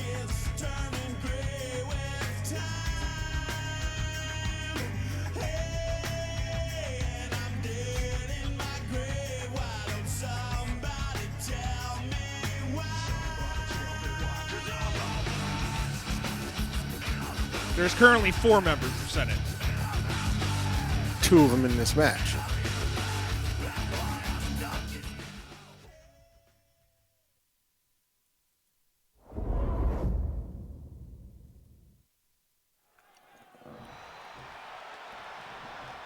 It'll be Angelina and Sarah Winter, the veterans. The real one, the veterans, anyway. There's still a lot of experience in this match, though. Sarah Winter's got the most of it. Jennifer Jett would be. Angelina would probably be the third one on that list, and then Sarah Winter, or then Jennifer Jett in second. Furiosa the least experienced, but don't tell her that. Well, what I was saying is Furiosa may be the least experienced, but there's still a lot of experience. Oh yeah. A ton of experience. So you got 4 veterans in the ring here that can really put on a show.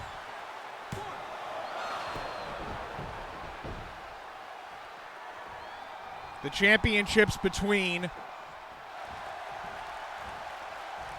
both Sarah Winter and Jennifer Jett are unmatched. In some cases, some people think, oh, what is this? An Alabama slam from Sarah Winter.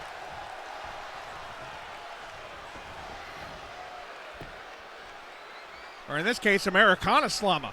Mm-hmm.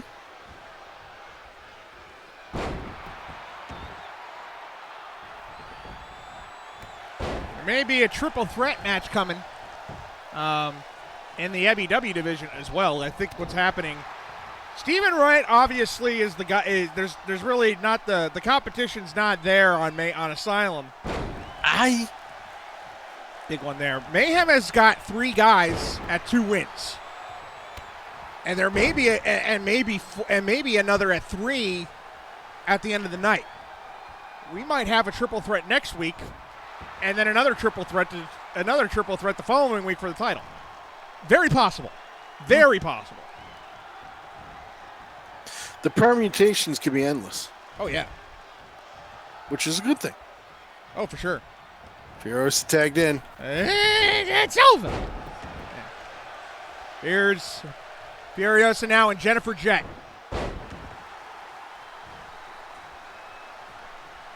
Again, for Jett, I believe only her second match of the year, which is surprising in itself. Mm-hmm.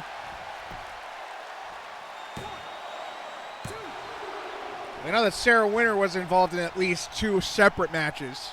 Right. By herself. This is only Jennifer Jett's second match in her own right. And both of them have been a part. Of this tag team division. The Super Friends were victorious. When they were victorious, I need to find out. Or had to have been much earlier. Back in here somewhere.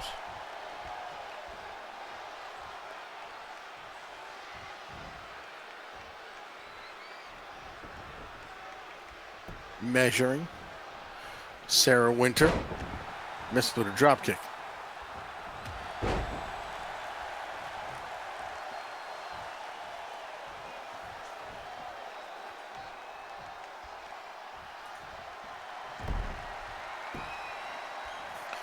On the outside.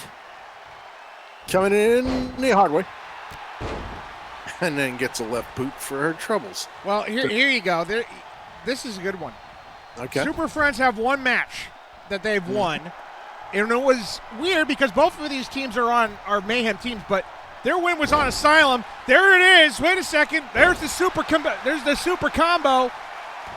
Frog splash by Jet, following a brainbuster from Sarah Winter.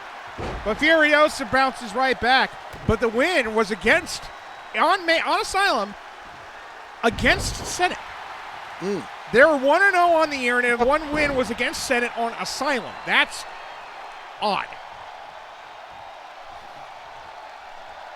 So right now, Senate, as a team, has got 2 losses is 2-2. And I'm hazard to guess who their other loss was.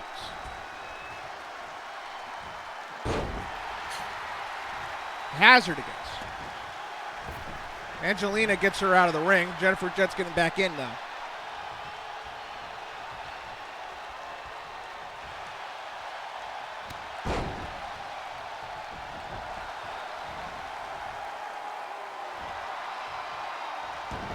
Roll up here by Jennifer Jett.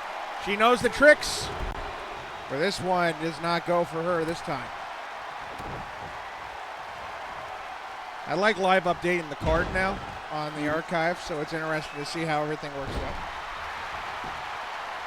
So Kraft moves to 2-2, so he now joins a cluster. 2-3, and that's it. Jennifer Jett gets the victory. Furiosa wasn't saving Angelina. That's not in her contract. We all know that one. That wasn't surprising in whatsoever. Angelina the pin, and it's the Super Friends and Time and Space next week. Well. Where have we seen this before? Not in 2020, though. Nope. 2019 we did. Plenty of times. Yes.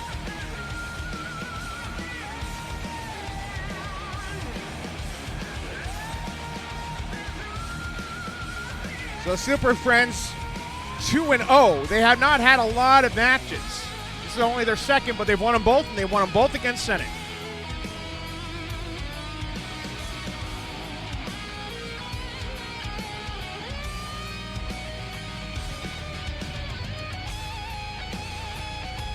Which will put them in a position to face off against that, renewing that rivalry between those two teams. Now both at 2-0 will fight for a number one contendership spot next week. It'll probably be on Asylum, I guess. Oh, well, no, Asylum's got the other one too. So I don't know. We'll see how that one goes.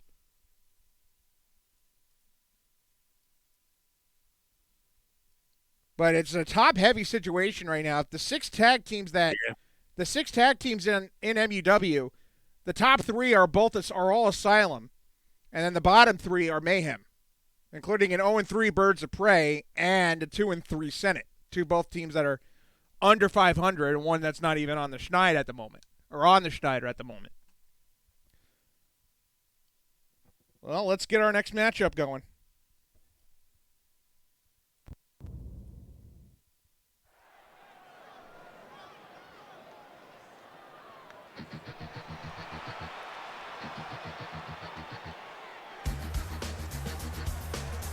Enter the All Black, Leon Knight.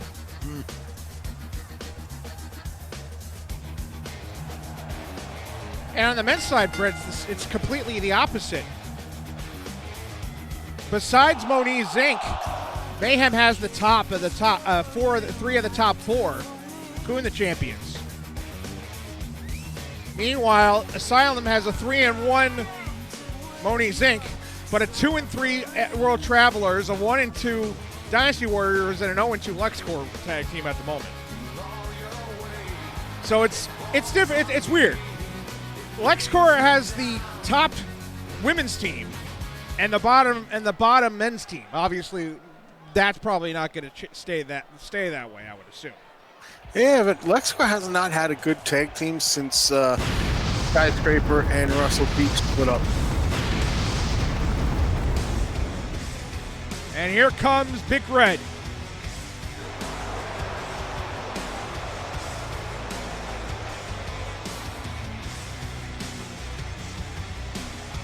In a similar situation, his former tag partner, Skull the Bones, got himself into a number one contendership match. Can Deadman do the same? Could we potentially have a rematch of the show semifinals of Mayhem on the March Madness bracket if Deadman and Brad Cannon win their matches? Well, Josh Allen and Leon Knight would like to have a word.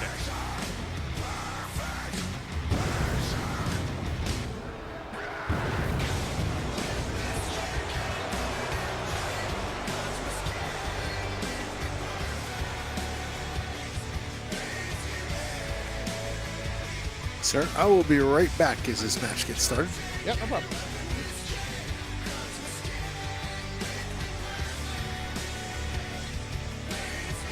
Hello there.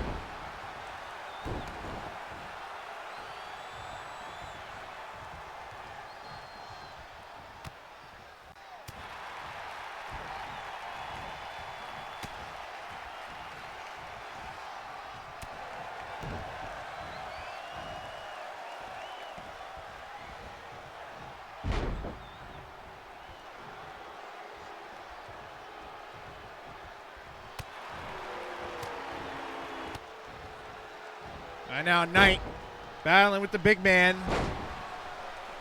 At one point, this matchup, Leon Knight didn't want. Then he got it, and he didn't like the result that he got. But Deadman finally hit a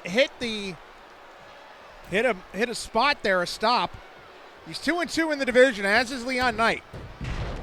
This division has kind of been what we've seen in the solitary division over the last few years, where the champion just dominates it, where in the rest of the division has had not much luck.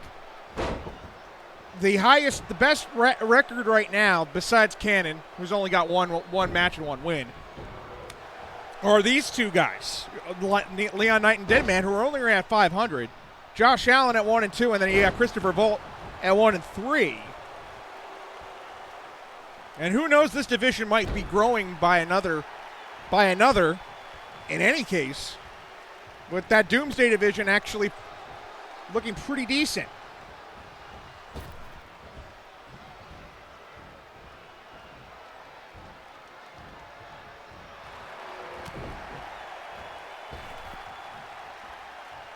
That's interesting. I didn't know that oh! Wow. He's going to drag him now.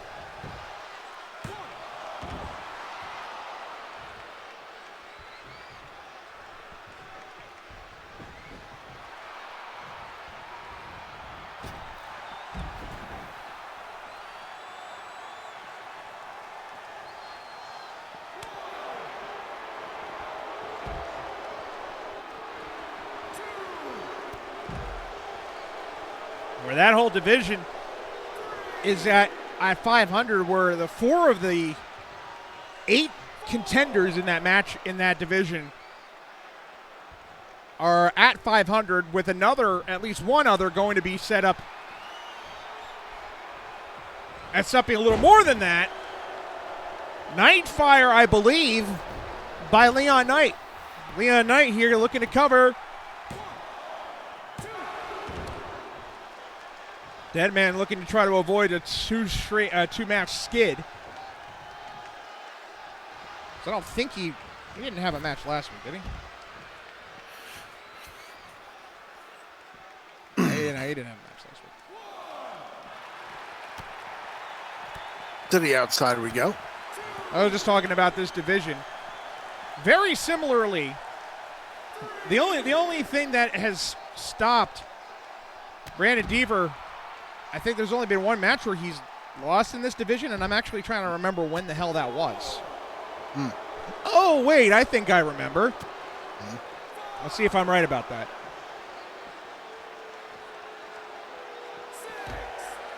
Into the barricade in the meantime.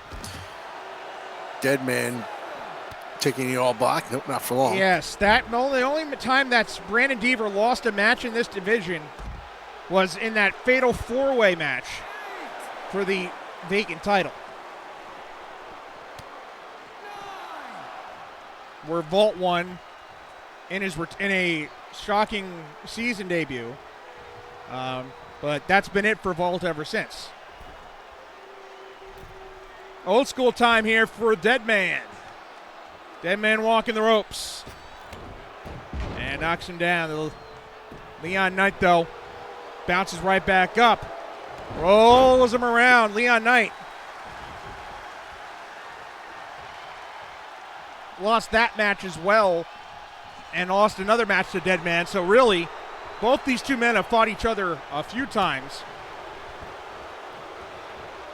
But Deadman has had the upper hand on Knight, I think, the first time that they fought. This is the second time that they fought here. Oh, and Big Boo puts him up and over.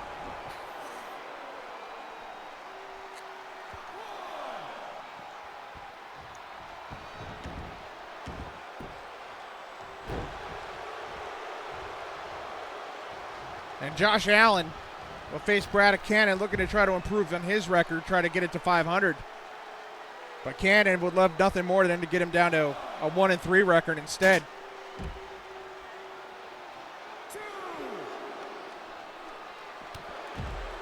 One of these two men will go 3-2, the other will go 2-3.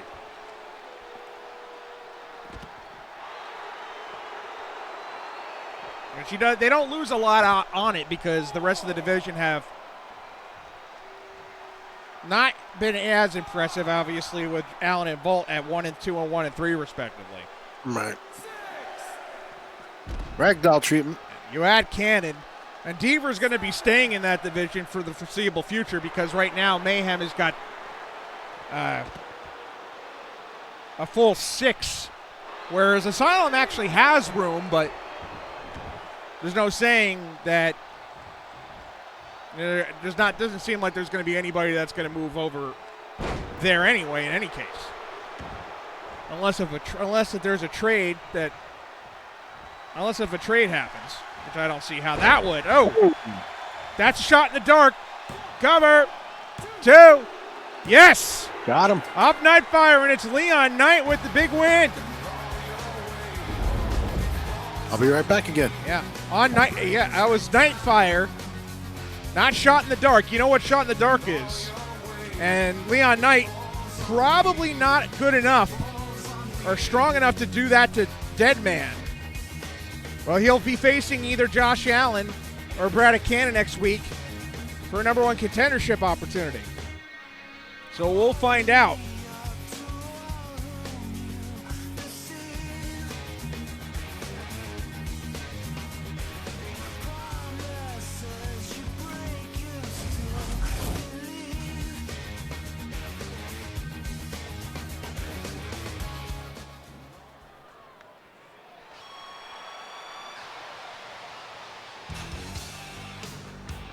And here we go.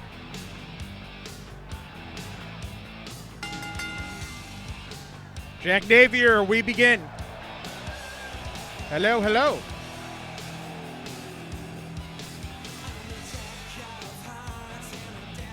Part of that little cluster.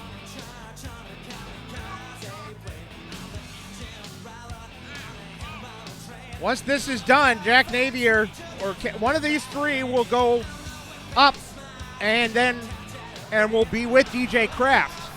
The winner of this match will get into a championship match, at least as far as it would seem, or maybe not. We'll see. Maybe Braddock Cannon loses tonight.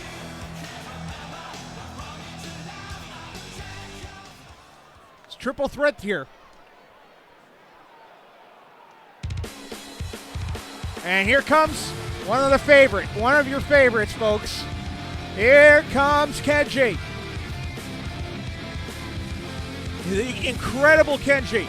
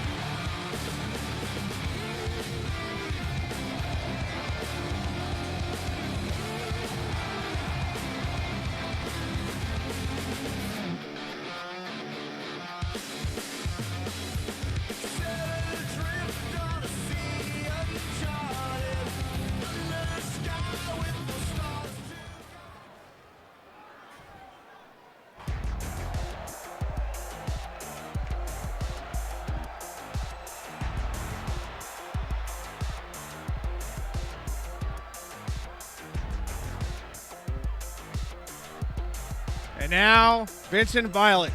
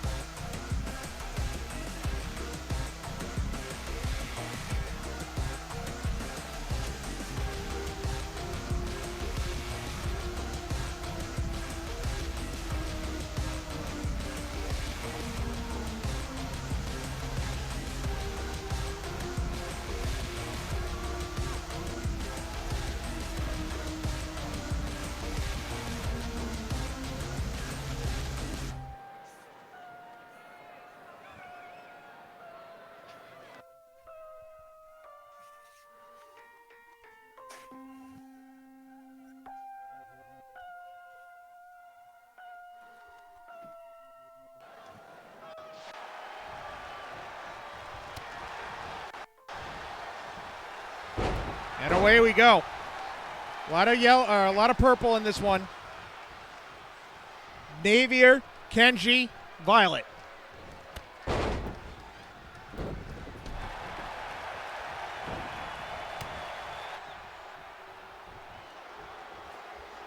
Yeah, this matchup is brought to you by the color purple. If you ever tried a purple mattress, do that. It's actually pretty nice. Okay. Oh, jumping cutter by Kenji. Shout out Marks in the front row. Jesus. Yeah, okay. Shout out.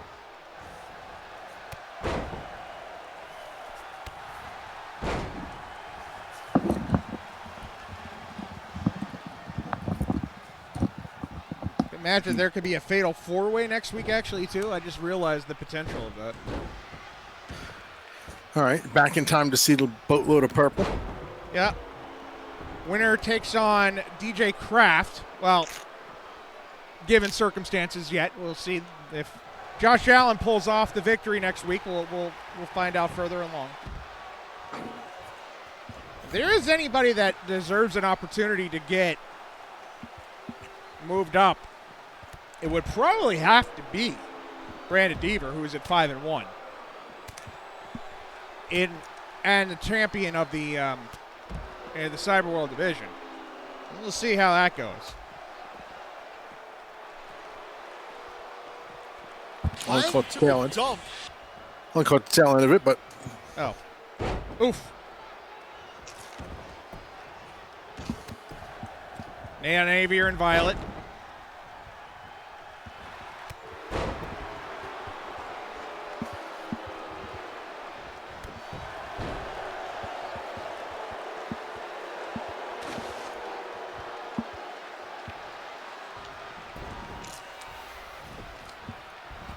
Kendo stick in play here. Kenji looking for a chair, but I don't think he can get that one. Ow! Swing and a miss. At this match and then two others as a pile driver by Navier.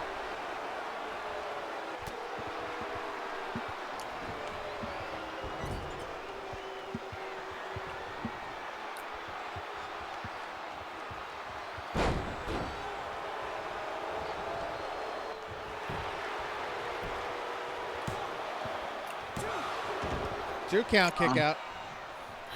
It's a valid question. I was thinking of Purple Crown, but same thing. Yeah, I like that idea.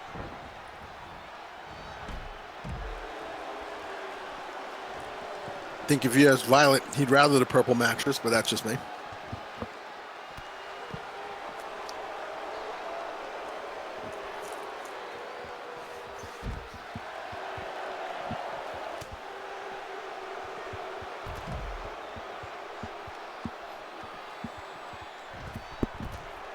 All three men outside. And we have a tap. Who is it? Oh, a toxic touch. Vincent Violet submits Navier. That's a tough one to get out of in any case. And we're down to Kenji and we're down to Violet. And I'll tell you what, Kenji would. Oh, wow. Kenji's full of surprises. That's a nice one. And a one count kick out there by Violet. So Navier will sit back and be at the 2-3 record. He's only going to drop back. He's only going to drop down at the worst one spot to 4. If he does drop back one spot, he might not. Oh no, he'd have to, wouldn't he? No, he'd have to drop back one spot. Because DJ Kraft would then have to overtake him based off of his win. Even and the win-loss thing, yeah. So Kraft's is going to be the big winner in this, no matter what. Kenji sets it up. Hoorah! Defty T. Yes, thank you. Violet and Kenji Cover one, cover two. Yeah, kick out. Kenji and Violet, not so much to lose as much, based on where they are. They're the 2 and the 1 and the 2 anyway, as it was. I would say both lose. The two people that don't win this match will probably only drop down 1 spot, respectively. Where DJ Kraft shuffles up 2 spots. More weaponry? Nope.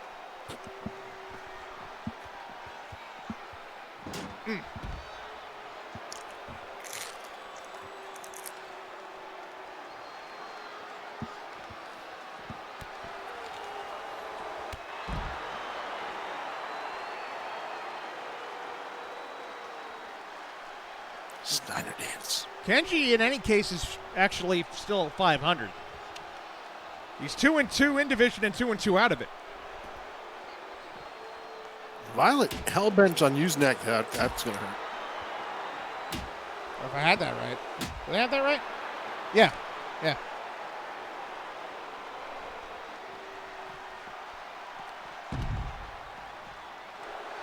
Here's a cover.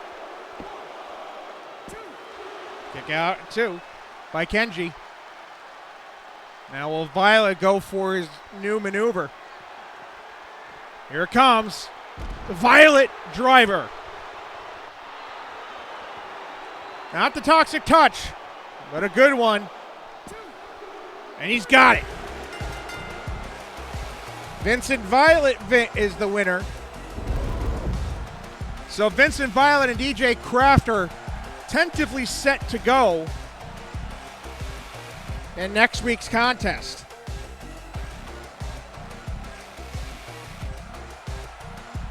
Violet had nothing to gain, actually, from the loss. Obviously, except for a championship opportunity. But as far as rankings are concerned, nothing changes. He stays right there at the number 1 spot where he was. But and he gets the purple mattress. Not my purple mattress. Ain't mine either. What, you guys got purple mattresses over there? Lex does. Or it's not mess around. Nope. Get to it.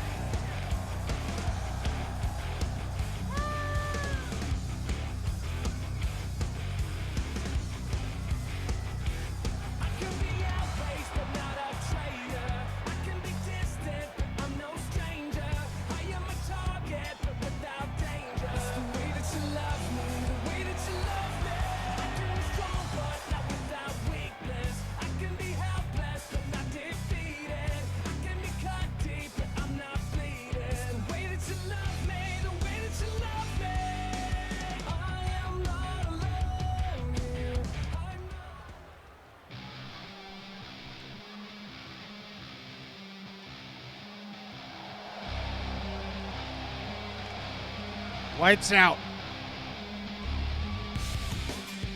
This is going to be hard hitting. Mat style versus just straight up brawling. The Doomsday Champion, for how much longer, the question is. Braddock Cannon.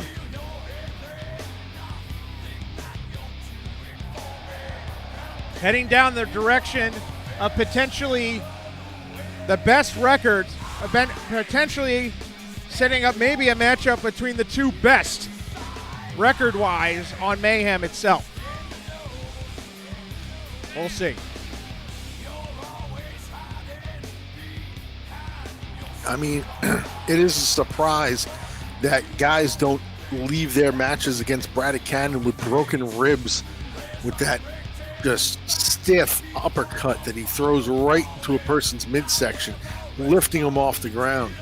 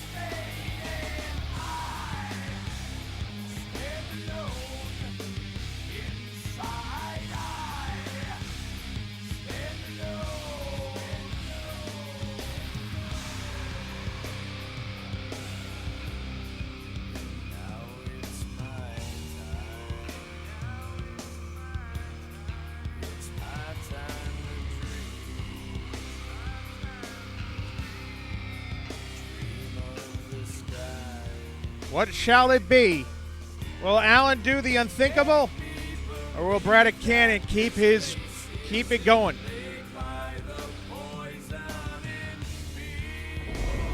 The one thing I will say about it is Allen's mat presence may come into play here to his advantage, because as we know, Braddock Cannon loves to brawl, but if Josh Allen can prevent Braddock Cannon from striking him with those vicious blows all the time, he has himself a chance. Right hand there by Allen as they battle out of the corner. And Allen, the low center of gravity that he's got, amateur wrestling extraordinaire. And he's going to get Braddock Cannon back down to the ground again. He just knows how to do these things, but now he's going to stand strike. I don't know. Don't want to do that against Braddock Cannon. Try to run Enziguri, try to just mix it up a bit. And now, the meeting of the minds here. And now Cannon, and a running power slam. Quick cover, one kick out.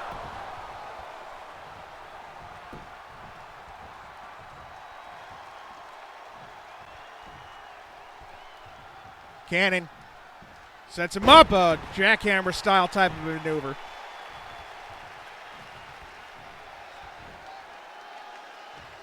And now a rolling senton. Fireman's carry rolling senton. And now it's Cannon. Just going to start with the clubbing and the kicking. This is what he does best. Just beats on you. Ooh, now it's Allen. Got to take advantage, but Cannon right back in focus here. Drops him down.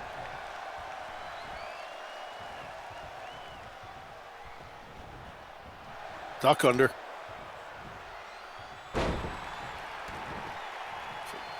Cannon on the season is 9-2. 9-2 on the year. I'd actually like to know where that second loss came from. Because I know he lost to Keith, obviously, in the show final at March Madness, but where the hell did he lose his other match? He didn't lose it in division. He lost it out of division somewhere. That's what Josh Allen needs to do, though. And you got to stay on him. Don't be indecisive. Oh, Allen slam! Allen slam! Cover by Allen. One, kick out at one. Off of an Allen slam, kick out at one. Josh, you got to get you got to grab the leg. Got to grab the leg here. He does. Josh Allen grabs the leg. He's got the back. Ankle lock. It's an ankle lock. Josh Allen, he's got it locked in. Nothing that Braddock Cannon could do. Could he grab a rope? He's got to just hang on here.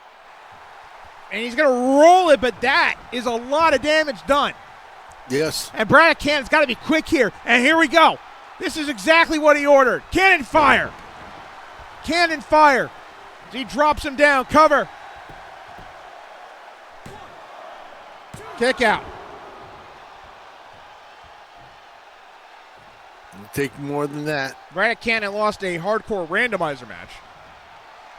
Cannon now on with Allen. Usually only needs one. Direct hit. Direct hit to Allen. Here's the cover. Here's the count, and Allen kicks out. Not normally something you see, but Cannon stays right with him. This is the thing. When you face Brad Cannon, you can't give him any openings because he'll take it, and then he won't give you one in return. Yeah, well, At least often.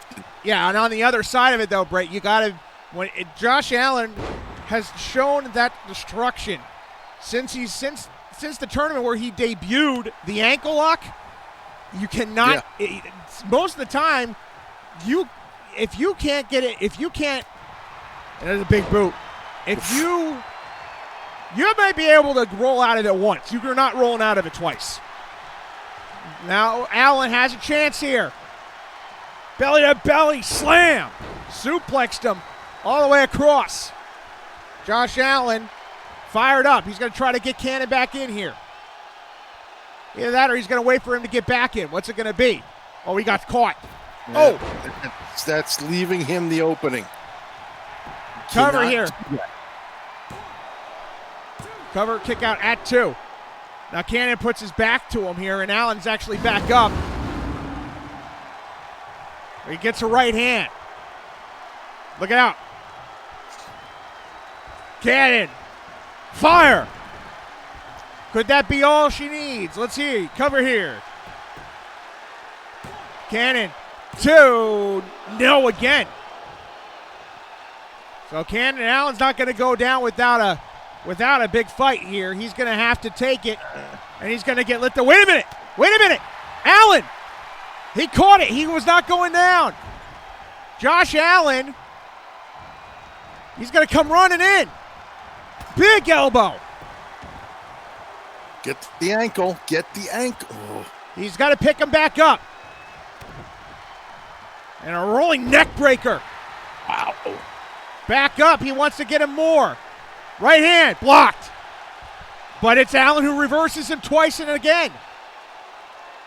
And then a right hand, he drops out, knocks Cannon outside. Don't see him go down too much to a sharp right like that.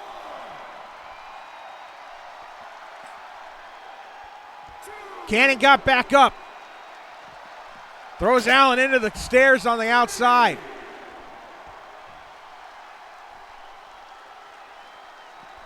Back into him again. Best of 20 count here. Brad Cannon, he'll do that 6 or 7 times if need be. Oh, missed there. Didn't miss that one. Now, Josh Allen, with his low set, with the way of his body type, he can absorb some of these shots. Maybe not as much more. There's an open hand slap. Wow. But Cannon, I know that he's a lot more suited to this kind of a situation out here. But he does have to get Josh Allen into the ring. Snake eyes on the barrier. Now we're on to the ramp here. The count's at 10, though. You still have another 10 seconds. Allen throws him back towards the apron here and smartly goes back into the ring, but he might go back out there. No, he's not. And now he will, because what's the point of trying to win by? He probably knows Cannon's is gonna get back in anyway. So force the issue. He gets back in. Now Allen's got the control and lifts him up. Allen spinning. Allen slam. Allen slam. Cover here for the win, for the chance. Josh Allen's done it. Josh Allen has done it. He has defeated Brad Cannon. And he will go and face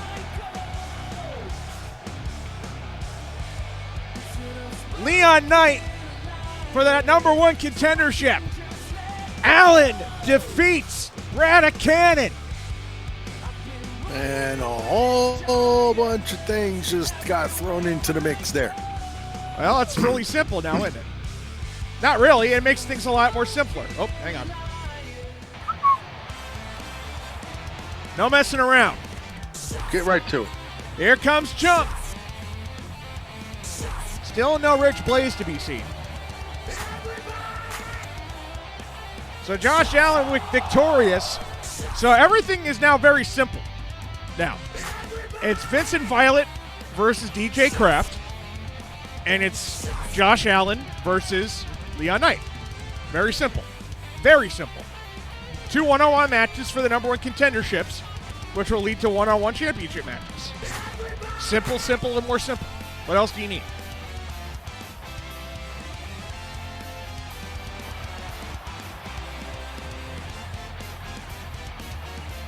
This next match now makes things interesting.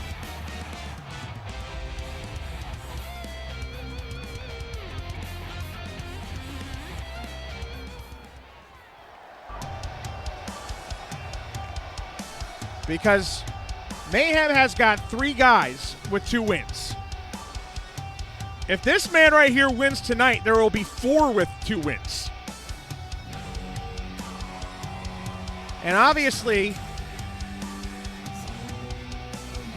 with the defense of the championship, the MUW title, there's got to be a match at the pay-per-view, at the special event, sorry. And with the amount of time allocated, the only thing that you could do here actually is have a fatal 4-way next week or triple threat, one or the other, with these two. If they're one of the winner of these two. Chomp would be in it anyway, but Arcane could add himself into the mix.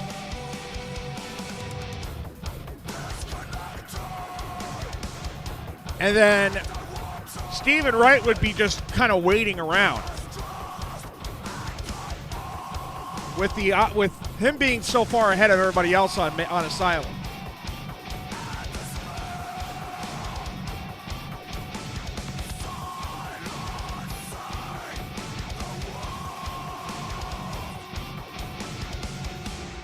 The MUW Championship match at Spring Break.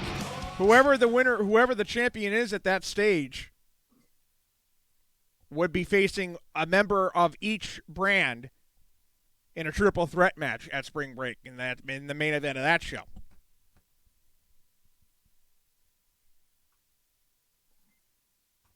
The question is, who's going to be the Mayhem competitor? If Arcane wins tonight, then that puts him in the mix in a fatal 4-way. But then again,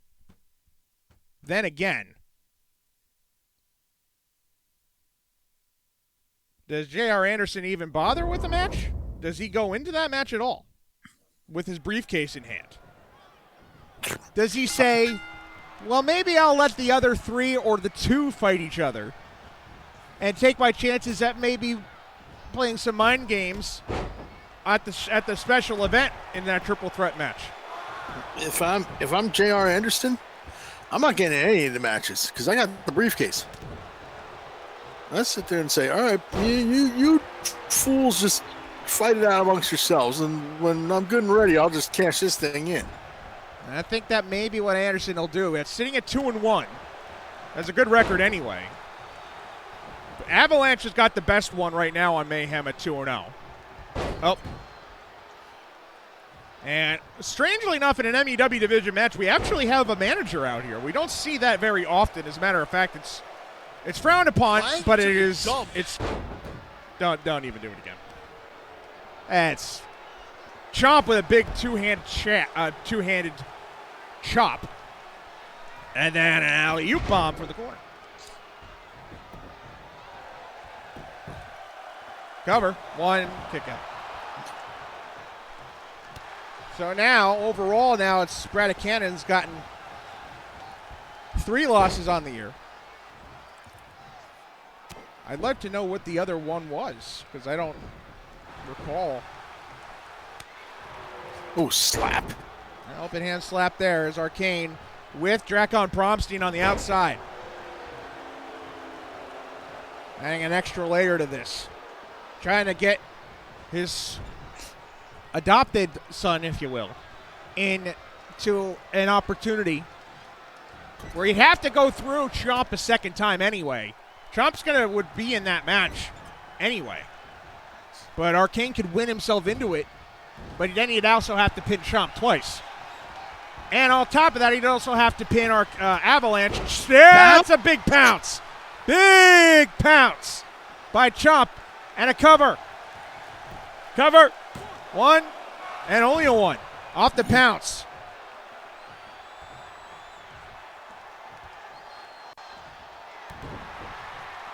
Arcane throws him down.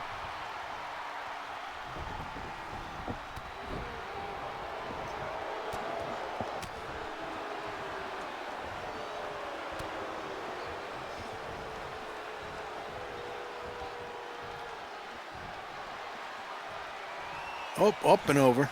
Oh, this is going to hurt. Watch out! Oh, man! God! Spear through the ropes. Right through him! Chomp! As Bromstein watches on, he knows he can't do anything about it, or else Arcane is disqualified pretty much. You shitting me? No, I'm not.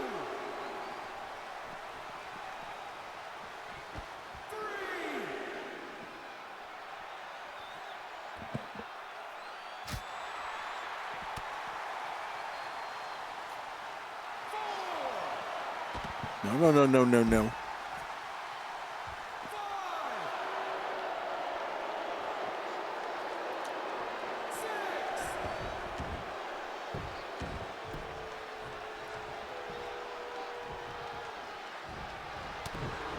Oof. Oathbreaker. Oathbreaker, big one. Here's a cover. Count, kick out. Nope. Yeah.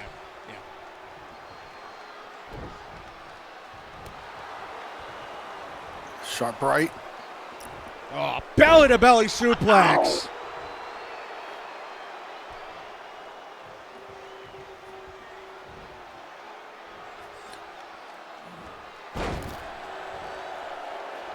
Good drop there by Chomp. Chomp, get all the way up. What the hell is this?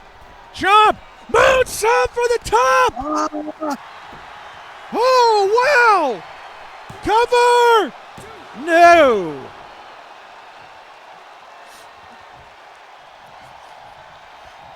And Arcane right back up. But Chomp goes to the Chomp Slam. Yes. Wow. Chomp took care of him there.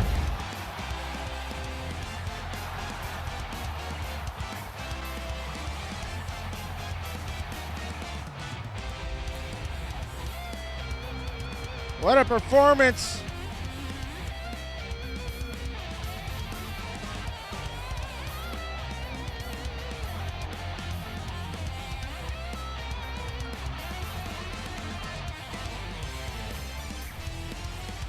Chomp with a huge win. Arcane got an Oathbreaker in, but that was it. And it's going to be Chomp in a triple threat, or maybe only a one-on-one contest. Who knows?